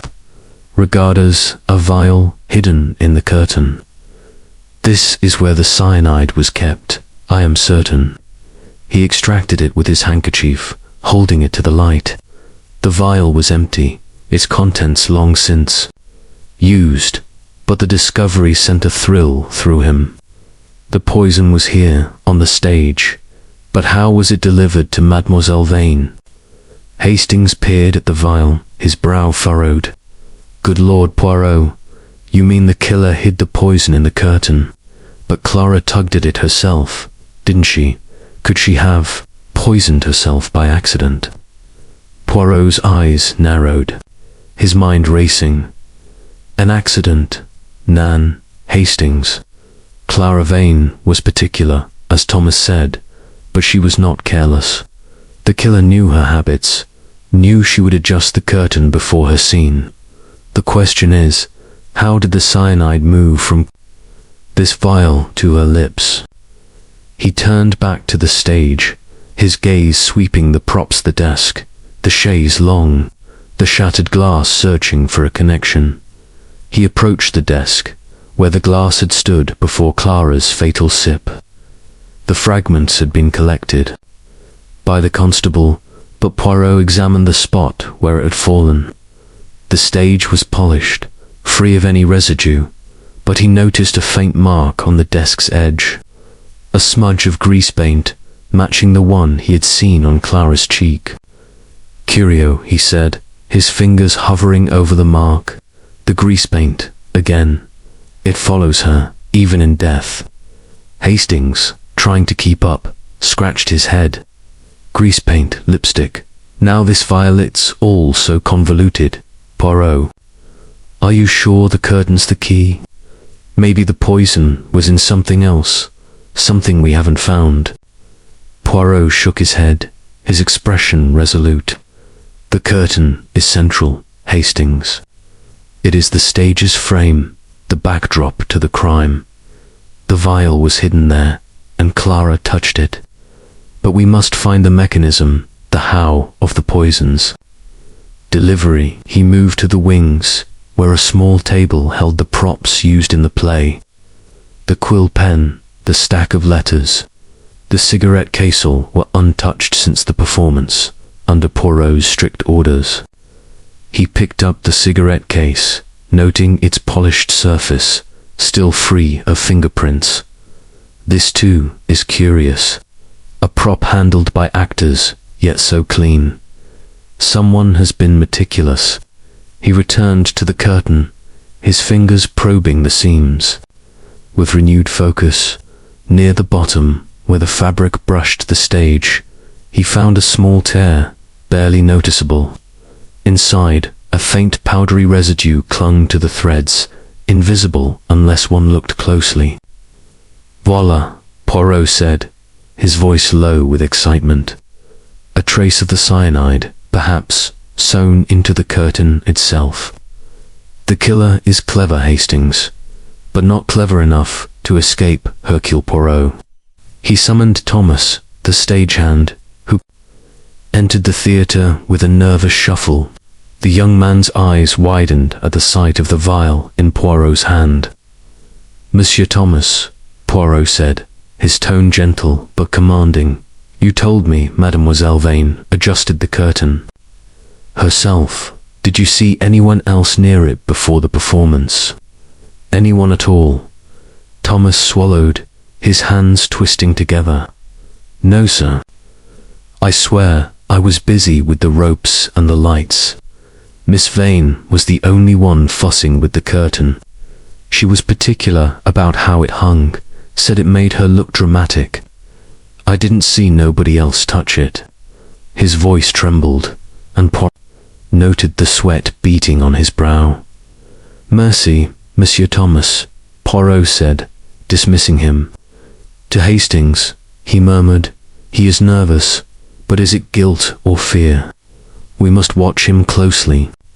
He tucked the vial into his pocket, wrapped securely in his handkerchief, and turned to leave the theatre. "Come, Hastings. We must speak with Dr. Reid. His medical bag may hold answers." They found Dr. Reid in the morning room, a smaller space with pale green walls and a single velvet curtain at the window. He was sipping tea, his spectacles fogged slightly, his hands steady but his eyes wary. Poirot wasted no time. "Doctor, you identified the cyanide with certainty. Tell me, have you ever handled such a poison in your practice?" Reid's jaw tightened, but he answered calmly, "As a physician, I'm familiar with many substances, Monsieur Poirot. Cyanide is not something I keep in my bag, if that's what you're implying. My work is to heal, not to harm." He set his cup down, the clink loud in the quiet room. Poirot produced the vial, holding it up. "This was found in the curtain, Doctor. It once held cyanide. I must see your medical bag now." His tone brooked no argument, and Reid, after a moment's hesitation, retrieved his black leather bag from his room. Poirot opened it, his gloved fingers sifting through bandages, vials, and instruments. His eyes caught on a small syringe, its needle-capped but bearing a faint residue. He sniffed it carefully, detecting the unmistakable almond-like odor. "Mon Dieu," he said softly. "Cyanide, Doctor. In your bag. Explain." Reid's composure cracked, his face paling. I don't know how that got there. Someone must have tampered with it. I swear I've never used cyanide in my practice." His voice rose, and he pushed his spectacles up, his hands trembling. Poirot's gaze was unrelenting. "Tampered, you say? Possible, but convenient. You were quick to reach Mademoiselle Vane's body, quick to name the poison. We shall see what else your bag reveals." He closed it, handing it to the constable who had just entered, with instructions to keep it secure. Hastings, watching the exchange, whispered, "Do you think he's our man, Poirot? That syringe, it's damning." Poirot shook his head slightly. "It is too perfect, Hastings. A killer so careful with a vial in the curtain would not leave a syringe so easily found. This may be a frame or a distraction. We must return to the curtain, to the stage, to the truth." As they left the morning room, the crimson curtains of Blackwood Hall seemed to watch them, their folds heavy with secrets. Poirot's mind was a whirl of possibilities, the vial and the syringe new pieces in a puzzle that grew ever more complex. The velvet clue had spoken, but its message was not yet clear, and Poirot knew the next act would bring them closer to the killer's identity. Chapter 9. The playwright's secret. The morning light, filtered through the persistent Devon mist, did little to dispel the gloom that hung over Blackwood Hall. the theatre. Once a stage for Clara Vane's brilliance, now stood as a silent witness to her murder and the subsequent death of Sir Reginald Holt, Hercule Poirot. His mind, a whirlwind of connections and contradictions, returned to the drawing room, where the remaining guests were gathered under the watchful eye of Inspector Grayson's constable. The crimson velvet curtains at the windows seemed to pulse with a life of their own, their rich folds a constant reminder of the clue that had begun to unravel the mystery.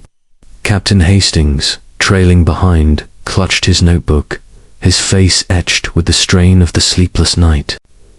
2 murders, Poirot, he murmured, and that syringe in Reid's baguettes, all getting murkier.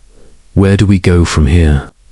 Poirot's grey eyes gleamed with a quiet intensity, his moustache twitching as he considered the question. We go, mon ami, to the heart of the dramaturg, Monsieur Victor Langston. His play was the stage for this tragedy, and his secrets may hold the key to its resolution.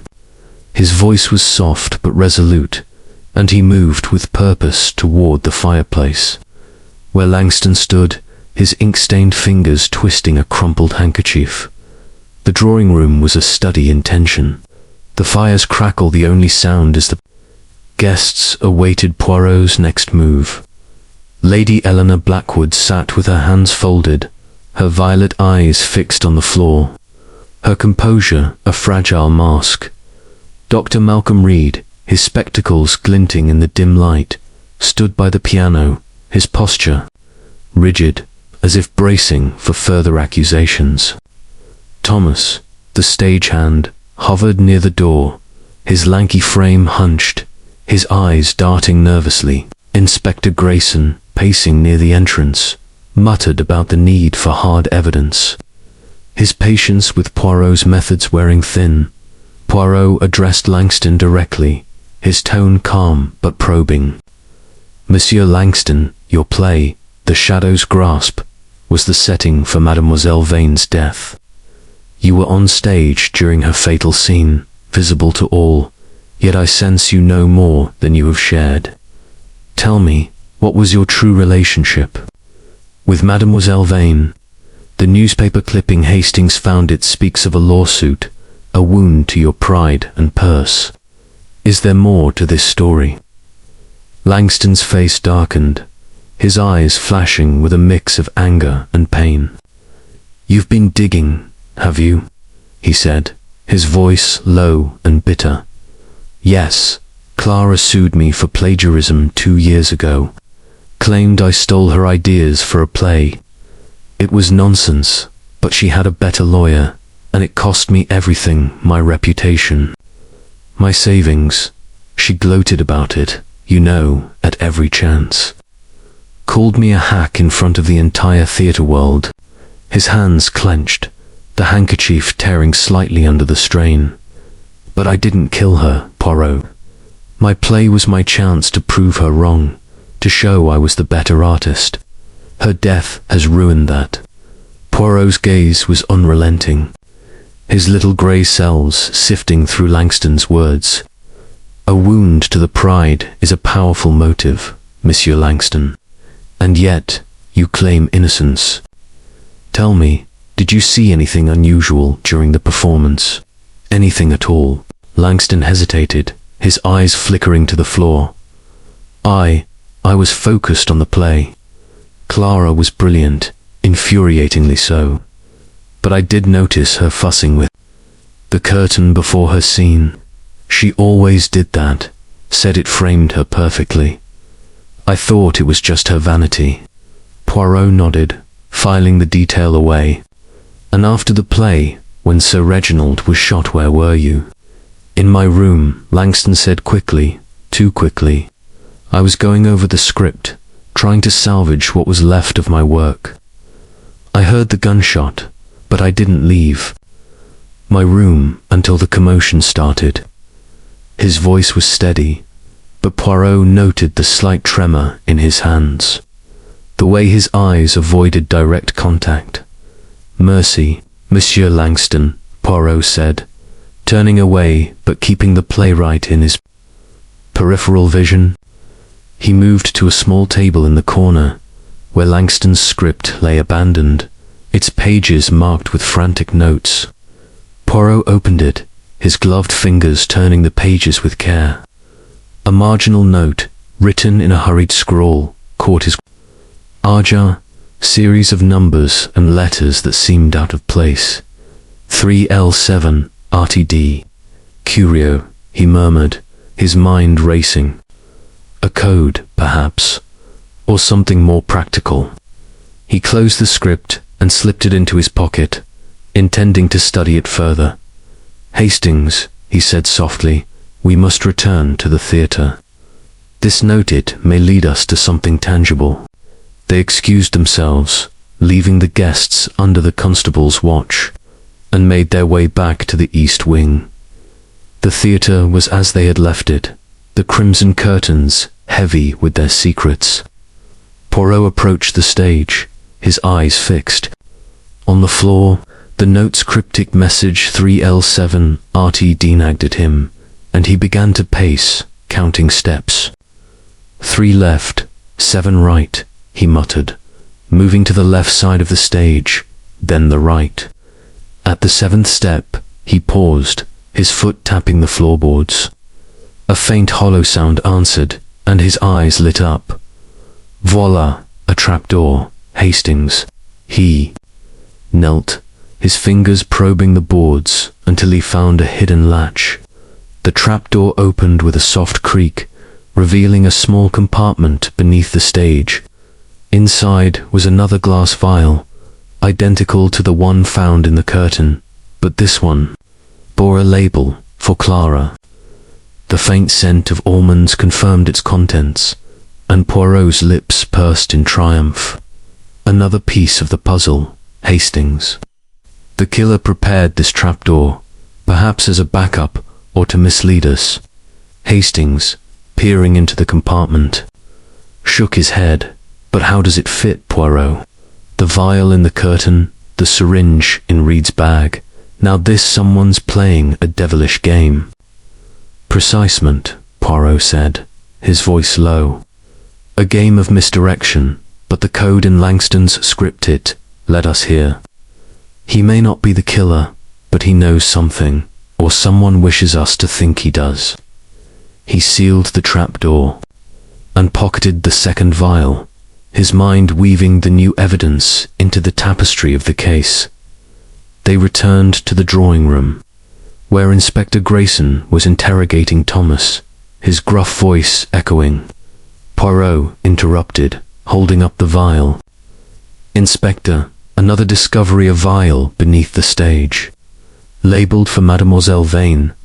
The killer is clever, but their clues are accumulating. Grayson's eyes narrowed. You're saying Langston's involved? That script of his... Have a look. Poirot handed over the script, pointing out the coded note. Grayson grunted, unconvinced. Could just be stage directions. I'm not chasing shadows, Poirot. I want hard evidence. Poirot's smile was faint but confident. And you shall have it, Inspector. But first, we must understand the playwrights. Secret, Monsieur Langston.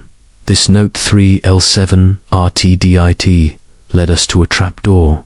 What does it mean? Langston's face paled, his hands trembling. I don't know. It's just a note, something I jotted down for the set design. It doesn't mean anything. His voice cracked, and Poirot noted the desperation in his eyes. Nous verrons, Poirot said softly. We shall see. He turned to Hastings, his voice low. The trapdoor, the vial, the code, they point to the stage, to the curtain, too. The heart of this drama. Langston is hiding something, but whether it is guilt or fear, I am not yet certain. As the guests watched, their faces a mask of suspicion and dread, Poirot felt the weight of the case pressing closer. The crimson curtains of Blackwood Hall seemed to whisper their secrets, and Poirot's little grey cells were poised to listen, ready to unravel the playwright's hidden truth and bring the killer into the light. Chapter 10. The Doctor's Deception. The atmosphere in Blackwood Hall had grown denser, as if the very walls absorbed the mounting tension of two murders unsolved. The drawing room, with its sapphire velvet armchairs and flickering fire, was no longer a place of comfort, but a crucible where suspicion simmered. Hercule Poirot stood near the grand piano, his small, precise figure radiating an authority that belied his stature. His grey eyes, sharp and unyielding, fixed on Dr. Malcolm Reid, whose reserved demeanour had begun to crack under the weight of the previous night's discoveries. Captain Hastings, standing by Poirot's side, clutched his notebook, his face etched with the strain of the unfolding mystery. "This is getting out of hand, Poirot," he whispered. "That syringe in Reid's baguette's too much of a coincidence, isn't it?" Poirot's moustache twitched, a sign of his mind at work. "Coincidence, Hastings? None. In a murder, there are no coincidences, only clues disguised as such. Dr. Reid's syringe, the vial in the curtain, the trapdoor, these are threads in a tapestry woven by a cunning hand. We must now tug at the thread of the doctor's story." His voice was soft, but carried a steely determination, and he turned to address the room, where the remaining guests, Lady Eleanor Blackwood, Victor Langston, and Thomas, the stagehand, sat in uneasy silence under the watchful eye of Inspector Grayson's constable. The crimson velvet curtains at the windows seemed to loom larger, their heavy folds a constant reminder of the stage where Clara Vane had met her end. Poirot's gaze lingered on them briefly before settling on Dr. Reid, who stood by the fireplace, his spectacles reflecting the flames, his hands clasped tightly behind his back. "Dr. Reid," Poirot began, his tone measured but piercing, "you have been most reticent, a man of few words in a house full of secrets. Yet your medical bag contained a syringe with traces of cyanide, the very poison that killed Mademoiselle Vane. This is a grave matter, n'est-ce pas? I ask you now, explain this discovery." Reid's composure faltered, his spectacles slipping slightly as he adjusted them with a trembling hand. "I've told you, Monsieur Poirot," he said, his voice strained but steady. "I don't know how that syringe came to be contaminated. I am a physician, not a poisoner. My bag is kept in my room, accessible to anyone in this house. Someone must have placed it there to incriminate me." His eyes darted to Lady Eleanor, a fleeting glance that Poirot noted with interest. Poirot stepped closer, his gaze unrelenting. "Accessible, you say? Yet you are meticulous, Doctor. A man of science does not leave his tools unguarded. Tell me, what was your true connection to Mademoiselle Vane? You were quick to reach her body, quick to name the cyanide. Was this merely professional instinct, or something more personal?" Reid's face paled, his lips tightening. "I had no connection to Clara Vane," he said, his voice rising slightly. "I admired her as an actress, nothing more. My role here was to support Lady Eleanor's event, to lend my presence to her patronage of the arts. As for the cyanide, any trained physician would recognize its symptoms: convulsions, the almond-like odor. I acted to help, not to harm." Poirot's eyes narrowed, his mind sifting through the doctor's words. "And yet, Doctor, the syringe in your bag suggests otherwise. Cyanide is not a common substance, even for a physician. Have you ever prescribed it, handled it, studied it?" Reid hesitated, his hands clenching behind his back. "In my younger days, during my training, I studied toxicology, as all doctors do, but I have never used cyanide in my practice, I swear." Monsieur Poirot, I am being framed." His voice cracked, and he looked to the others, as if seeking an ally. Lady Eleanor averted her gaze, her fingers twisting her lace handkerchief, while Langston stared at the floor, his own agitation palpable. Thomas, the stagehand, seemed to shrink further into himself, his eyes fixed on the door. Poirot turned to Lady Eleanor, his tone gentle but probing. "Madame Blackwood, you have known Dr. Reid for some time. You invited him to this gathering. Did you ever see him with his medical bag unattended? Or perhaps you know of someone who might have had access to it?" Lady Eleanor's violet eyes flickered with unease, but her voice was steady. "Dr. Reid has been a friend to this house for years, Monsieur Poirot. He was a comfort after my husband's death, attending to the staff and guests with care. His bag is often with him, but I suppose, in a house this large, anyone could have slipped into his room." She paused, her gaze darting to Thomas, then away. "I cannot imagine who would do such a thing." Poirot noted the hesitation, the subtle shift in her posture. "Merci, madame," he said, his tone neutral. He turned back to Reid, producing the vial found in the curtain and the second vial from the trapdoor, holding them aloft in his handkerchief. "These vials, doctor, contain cyanide. One was hidden in the curtain, the other beneath the stage, labeled for Mademoiselle Vane. Your syringe, too, bears the same poison. A pattern emerges, does it not? You claim to be framed, but by whom, and why?" Reid's face flushed, his voice rising in protest. "I tell you, I don't know. Someone is trying to pin this on me, perhaps, because I was the first to identify the poison, or because I'm an outsider here. I point to Lady Eleanor. She had access to my room, my bag. She could have done it to protect her own secrets." His accusation hung in the air, and Lady Eleanor gasped, her hand flying to her chest. "Dr. Reid, how dare you?" she said, her voice trembling with indignation. "I invited you here as a guest, a friend. To suggest I would stoop to such treachery is outrageous." Poirot raised a hand, silencing the room. "Enough. Accusations without evidence are but noise. Dr. Reid, you have admitted to prescribing sedatives for Mademoiselle Vane's stage fright. Did you administer anything to her before the performance?"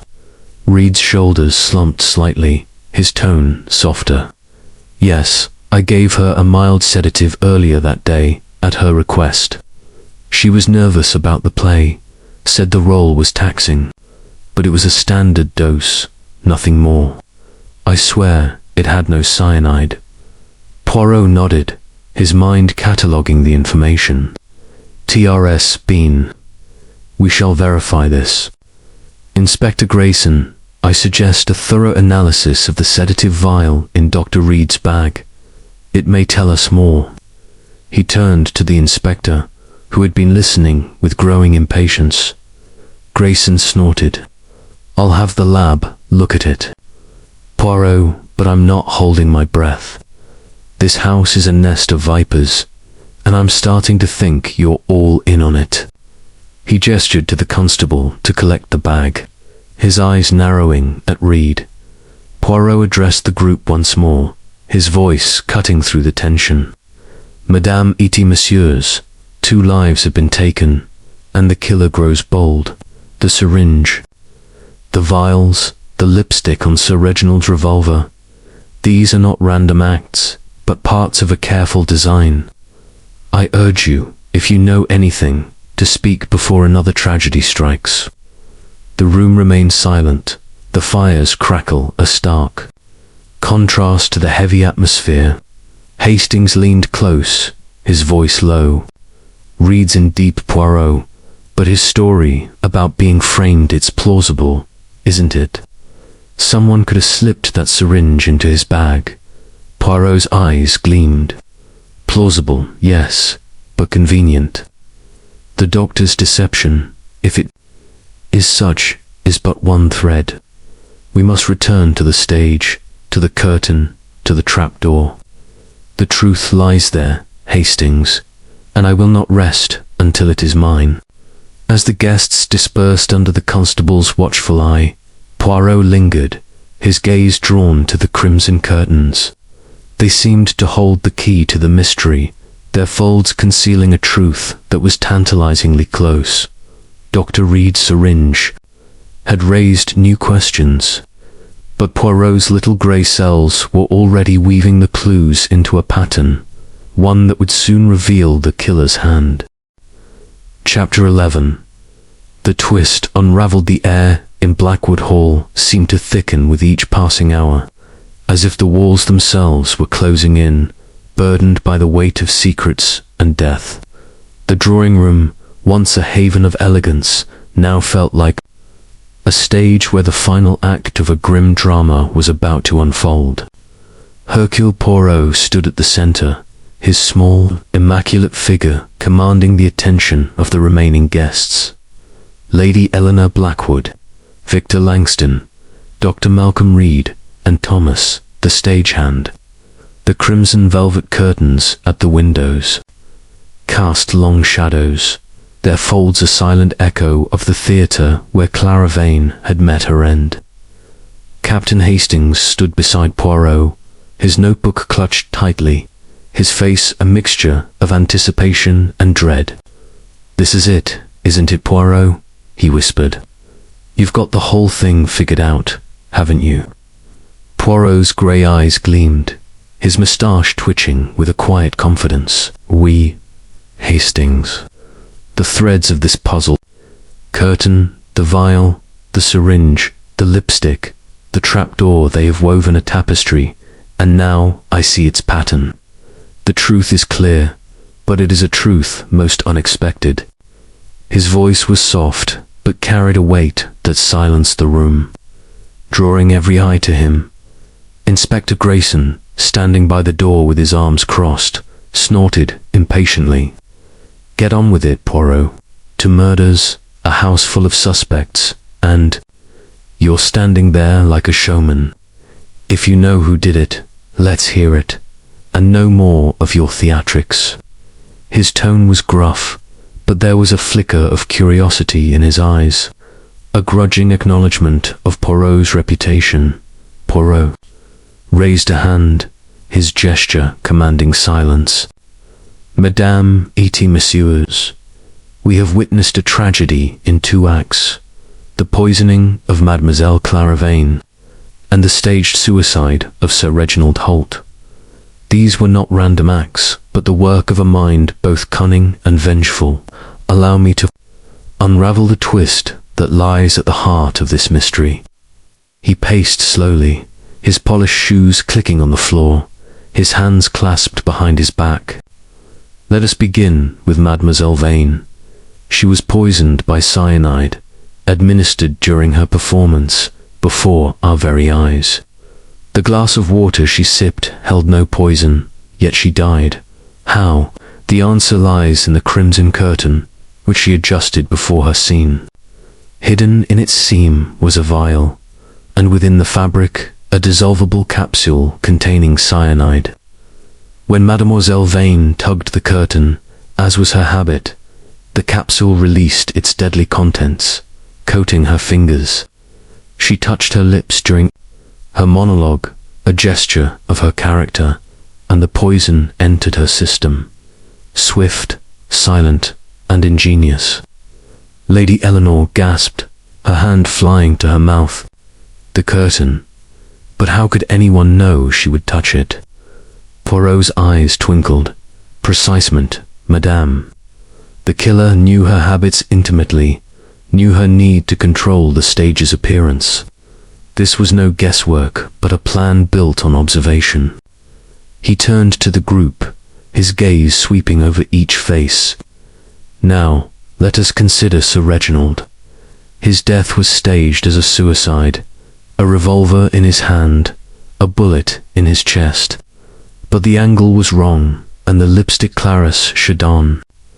The revolver's grip was a deliberate clue, meant to mislead or to point to a truth. Sir Reginald was killed because he saw something, or knew something, that threatened the killer. Hastings, his eyes wide, interrupted. But who, Poirot? We've got motives all around Lady Eleanor's grudge, Langston's lawsuit, Reid's syringe. Even Thomas was skulking about the stage. Who's the killer? Poirot's smile was faint but resolute. Patience, Hastings. Let us examine the suspects.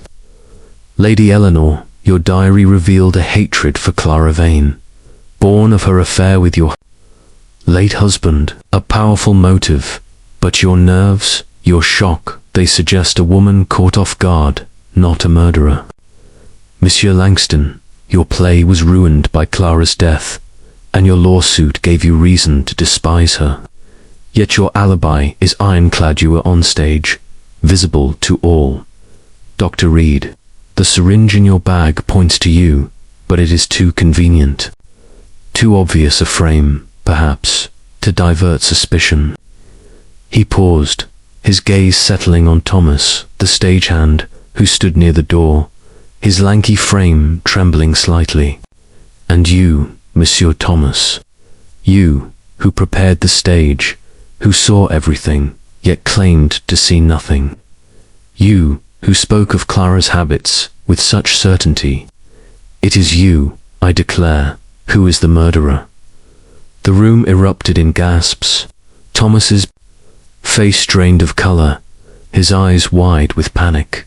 Me, no sir. I'm just the stagehand. I didn't do nothing. His voice cracked, and he took a step back, as if to flee. Poirot's voice cut through the chaos, calm but unyielding. Nan, Monsieur Thomas, you are more than you seem. You are Clara Vane's estranged brother, Thomas Vane, are you not? Your father, ruined by a fraud case prosecuted by Sir Reginald Holt, died in disgrace, and you blamed Clara, who distanced herself from the family to pursue her career. You infiltrated Blackwood Hall as a stagehand, using your knowledge of the theatre to plant the cyanide capsule in the curtain, knowing Clara's habits would lead to her death. The scrap of paper with curtain was your flourish, a taunt to mark your triumph. Thomas's knees buckled, and he sank to the floor, his hands covering his face. How did you know? He whispered, his voice breaking. Poirot continued, his tone relentless. The trapdoor, marked by Langston's code 3L7RTD, was your hiding place for a second vial, a backup or a misdirection. You planted the syringe in Dr. Reid's bag to frame him, knowing his medical knowledge would make him a suspect. And Sir Reginald, he overheard you muttering about justice after Clara's death, perhaps saw you near the stage. You killed him, staging the suicide, and used Clara's lipstick, taken from her dressing room, to confuse us further. Lady Eleanor's voice trembled. But why, Thomas? Why such hatred for your own sister? Thomas's head snapped up, his eyes blazing. She abandoned us. After father's trial, she changed her name, left us to rot while she pranced on stages. She could have helped, but she chose fame. I wanted her to pay, to lose everything like we did. His voice broke into a sob, and he collapsed, the fight draining from him. Inspector Grayson, stunned, stepped forward, his handcuffs ready. Well, I'll be damned. Poirot, you've got him. Thomas Vane, you're under arrest for the murders of Clara Vane and Sir Reginald Holt. Poirot raised a hand, his expression somber. One moment, Inspector. The code in Langston's scripted was not his doing, was it, Thomas? You planted it to cast suspicion on him if needed. Thomas nodded, his voice barely audible. I copied his handwriting, thought it'd throw you off. Poirot turned to the group, his voice soft but resonant. The twist, Mies Amos, is not merely in the killer's identity, but in the pain that drove him. A family torn apart, a sister's ambition, a brother's vengeance. This is the heart of our tragedy. As Thomas was led away, the room fell silent, the crimson curtains seeming to sigh with the weight of the truth revealed. Hastings, shaking his head, murmured, "You did it, Poirot. You saw through it all." Poirot's eyes were distant, his mind already turning to the aftermath. "The truth is found, Hastings, but it brings no joy. The stage is clear, but the echoes of this drama will linger." The fire crackled, and Blackwood Hall seemed to settle, as if relieved of its burden, while Poirot's little grey cells rested, for now, in the satisfaction of a puzzle solved. Chapter 12. The motive revealed. The revelation of Thomas Vane's guilt had left Blackwood Hall in a state of stunned silence, as if the very walls exhaled a breath held too long. The drawing room, with its sapphire velvet armchairs and the ever-present crimson curtains, felt less oppressive now, though the weight of 2 murders lingered like a shadow. Hercule Poirot stood by the fireplace, his small figure radiating a quiet authority, his grey eyes scanning the faces of the remaining guests. Lady Eleanor Blackwood, Victor Langston, and Dr. Malcolm Reid, Captain Hastings, beside him, scribbled furiously in his notebook, his face a mixture of relief and disbelief. "I can't believe it, Poirot," he whispered. "Thomas, of all people, a stagehand. But how did you piece it all together so quickly?" Poirot's moustache twitched, a faint smile playing beneath it. "Mon ami, it is not speed, but method. The little grey cells, they see the pattern where others see only chaos. Thomas Vane's motive was the key, and now we must hear it in full to understand the heart of this tragedy."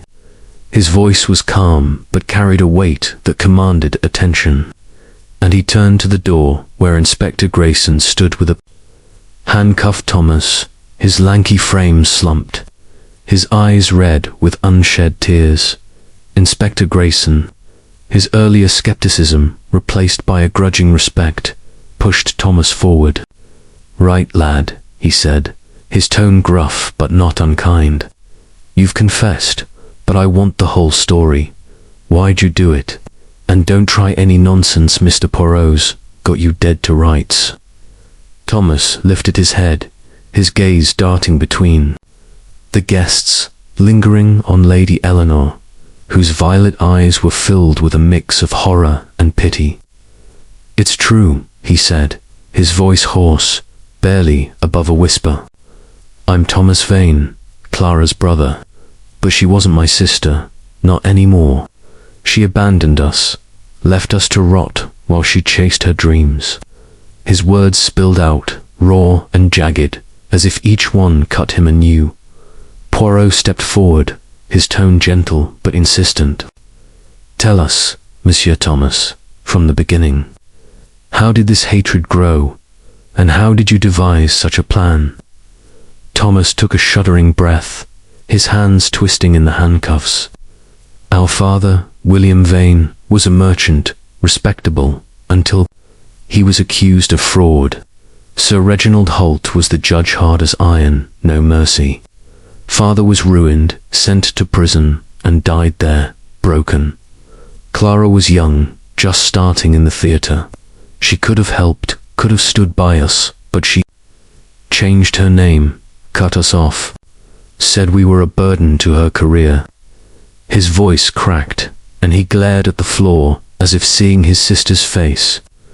"Mother and I struggled, barely scraping by, while Clara became a star, glittering on stages, laughing at the world." "Lady..." Eleanor's hand tightened on her handkerchief, her voice soft. "But why here, Thomas? Why now?" Thomas's eyes flashed, his anger reigniting. "I followed her career, every glowing review, a knife in my heart. When I heard she was performing at Blackwood Hall, I saw my chance. I got hired as a stagehand. Nobody notices the help, do they? I knew Clara's habits from watching her rehearsals. Years ago, she always fussed with the curtains, said they framed her like a painting. I studied cyanide, learned how to make a dissolvable capsule from a chemistry book I found in a second-hand shop. I sewed it into the curtain's hem, knowing she'd touch it, then wipe her face or lips during her monologue. It was perfect. Her own vanity killed her. Poirot nodded, his expression somber. And the scrap of paper, the word curtain, that was your signature. We, a flourish to mark your triumph. Thomas's lips twisted in a bitter smile. Yeah, I wanted her to know, in her last moments, that it was about the stage, her precious stage. I dropped the paper when she fell, made it look like part of the scene. Hastings, his pen paused, shook his head. But Sir Reginald? He was just an old judge, loud and drunk half the time. Thomas's face darkened, his voice low. He recognized me. After Clara died, he cornered me in the corridor, half drunk, muttering about the Vane case. Said he remembered my father, remembered me as a boy in the courtroom. He was starting to piece it together, said he'd talk to the inspector. I couldn't let him. I followed him to his room, found Clara's lipstick in her dressing room, and used his own revolver. Made it look like suicide, smeared the lipstick to point back to her, to muddy the waters.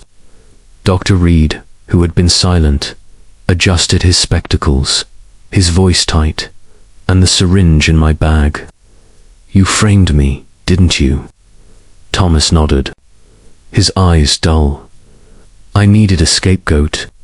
I slipped into your room while you were at dinner, took the syringe, and added a trace of cyanide from a vial I kept.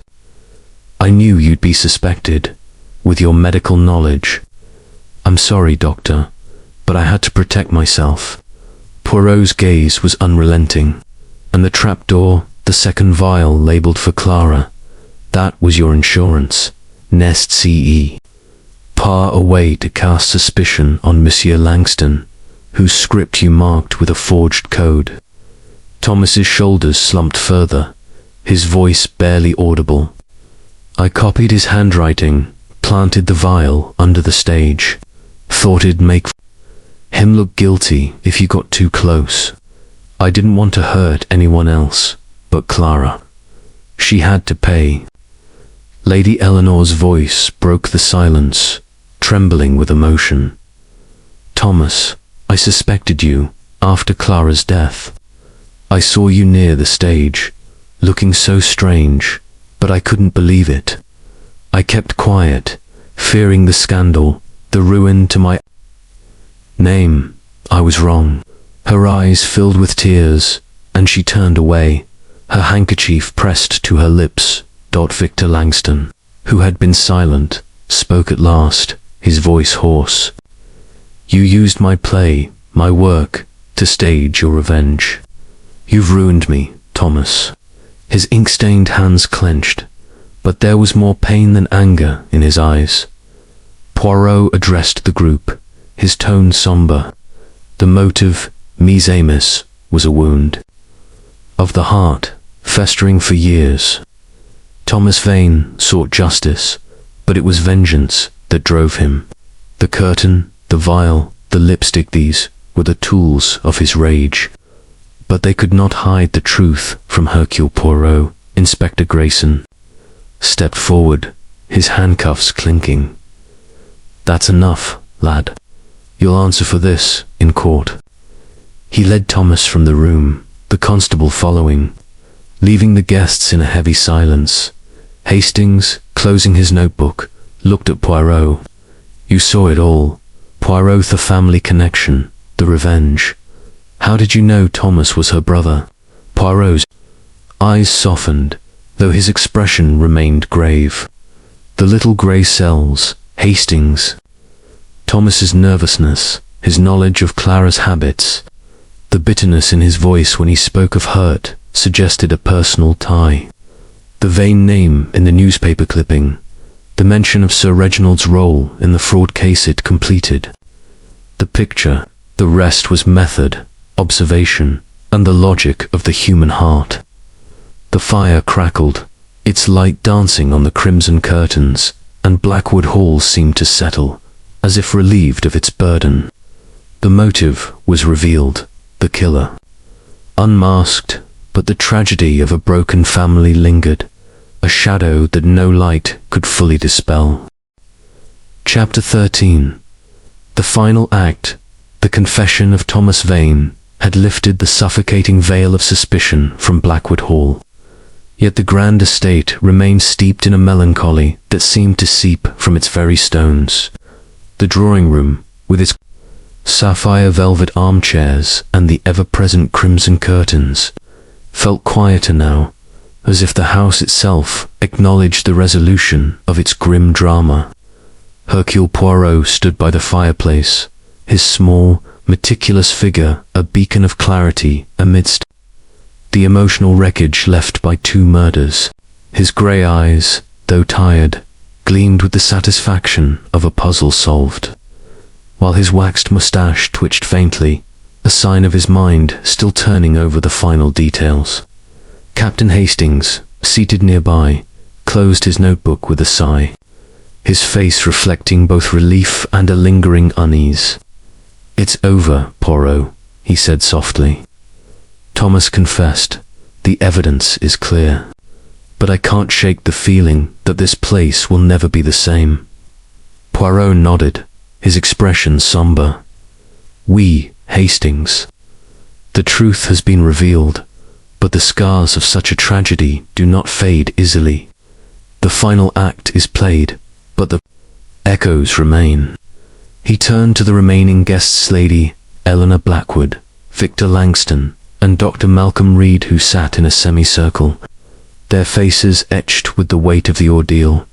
Lady Eleanor, her violet eyes red-rimmed, spoke first, her voice trembling but resolute. "Monsieur Poirot, I owe you an apology.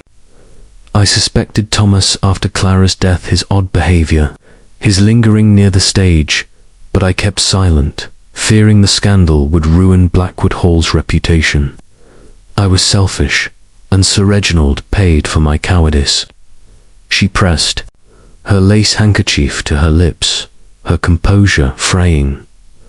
Poirot inclined his head, his tone gentle but firm. "Madame, your silence was a mistake, but it did not cause these deaths. The guilt lies with Thomas Vane, whose heart was consumed by vengeance. You could not have foreseen the depth of his hatred." Victor Langston, his ink-stained hands still clutching a tattered handkerchief, looked up, his voice hoarse. "My play is ruined, Monsieur Poirot. Clara's death, Sir Reginald's, my work, will forever be tied to this horror. But I swear I had no part in it. That code in my script didn't write it." His eyes, usually so sharp with artistic pride, were dull with despair. Poirot's gaze softened. "Oui, Monsieur Langston, the code 3L7RTD was Thomas's forgery, a clever attempt to cast suspicion on you.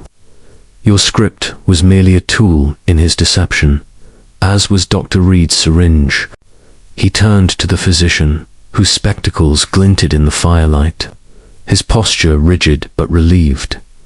Dr. Reid adjusted his glasses, his voice steady but tinged with gratitude. "You cleared my name, Monsieur Poirot.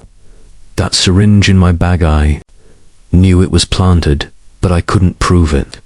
Thank you for seeing the truth." Poirot's smile was faint. "The truth, Doctor, is my profession. The syringe was too obvious, a clumsy frame compared to the subtlety of the curtains capsule." Thomas underestimated the little grey cells of Hercule Poirot. Inspector Grayson, who had returned from securing Thomas in the custody of his constables, stood by the door, his gruff demeanor softened by a grudging respect. "You've done it, Poirot," he said, his voice low. "I thought you were all talk, but you've pinned the lad to the wall. The coroner's report will confirm the cyanide, and the revolver's been sent for analysis. We'll have him for both murders." Poirot nodded, his expression grave. "Merci, Inspector. But let us not forget the human cost. Thomas Vane was driven by a wound that festered for years. Sister's betrayal, a father's disgrace. His actions were monstrous, but they were born of pain. We must not judge too harshly, lest we forget the frailties of the heart." The room fell silent, the fire's crackle a solemn counterpoint to Poirot's words. Lady Eleanor rose, her movements slow, as if carrying the weight of the house itself. "I will open Blackwood Hall to the authorities, Monsieur Poirot. Whatever you need to close this case, you shall have. I want no more secrets in these walls." Her voice broke, and she turned to the window, parting the crimson curtain to gaze at the mist-shrouded grounds. Poirot addressed the group one final time. "Mise, Amos. The stage is a place of illusion, where truths are hidden behind velvet curtains. But no curtain can conceal the truth from Hercule Poirot. Clara Vane and Sir Reginald Holt have found justice, and Blackwood Hall may now begin to heal. But let us remember the heart is its own stage, and its dramas are the most dangerous of all." Hastings, setting his notebook aside, looked at Poirot with admiration. "You saw it all, old chap, the curtain, the lipstick, the family. Ty, I don't know how you do it, but I'm glad you're on our side." Poirot's eyes twinkled, though his expression remained somber. "The little grey cells, Hastings, they see what others overlook. The smallest detail, the faintest gesture, is these that reveal the killer's hand." He adjusted his lapel, a gesture of finality, and turned to the inspector. "Inspector Grayson, I trust you will handle the formalities." "I have done my part." Grayson nodded, a rare smile breaking through his stern facade. "Aye, Poirot, you've earned your rest. I'll take it from here." He gestured to the constable, who prepared to escort the guests to their rooms, now free of the shadow of suspicion. As the group dispersed, Poirot lingered, his gaze drawn to the crimson curtains. They seemed less ominous now, their secrets laid bare, but they still held a certain mystique, a reminder of the stage where life and death had played out.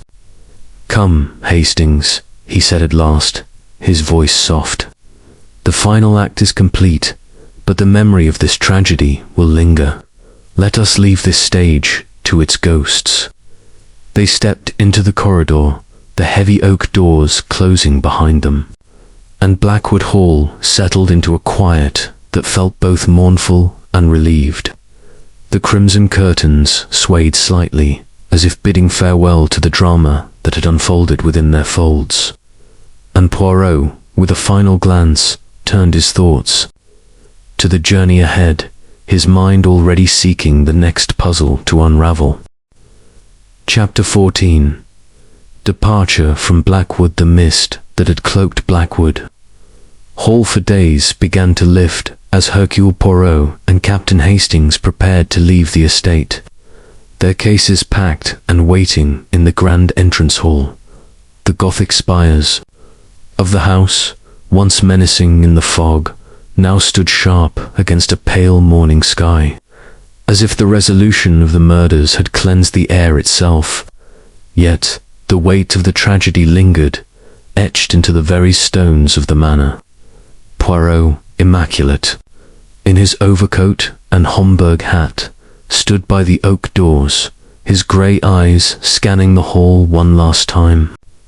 The crimson velvet curtains, framing every window, seemed less oppressive now, their secrets laid bare by his relentless pursuit of truth.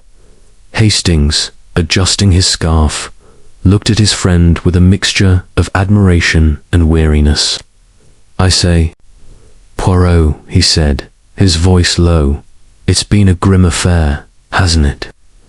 2 murders solved, but I can't say I'll miss this place." Poirot's moustache twitched, a faint smile softening his somber expression. "We, Hastings, Blackwood Hall is a house of shadows, but we have brought light to its darkest corners. The truth, it is a bitter remedy, but it heals." His voice was calm, but there was a reflective quality to it, as if he were already cataloguing the case in the vast archive of his memory. The remaining guests, Lady Eleanor Blackwood, Victor Langston, and Dr. Malcolm Reid, gathered to bid them farewell, their faces marked by the strain of the past days. Lady Eleanor, dressed in a simple grey gown, her violet eyes still shadowed with grief, approached Poirot with a grace that belied her turmoil. "Monsieur Poirot," she said, her voice steady but soft, "I cannot thank you enough. You've saved this house from ruin, though the cost was great. I hope you'll forgive my silence. It was fear, not malice, that kept me quiet." Poirot bowed slightly, his tone gentle. "Madame, fear is a human frailty, and you have borne it with dignity.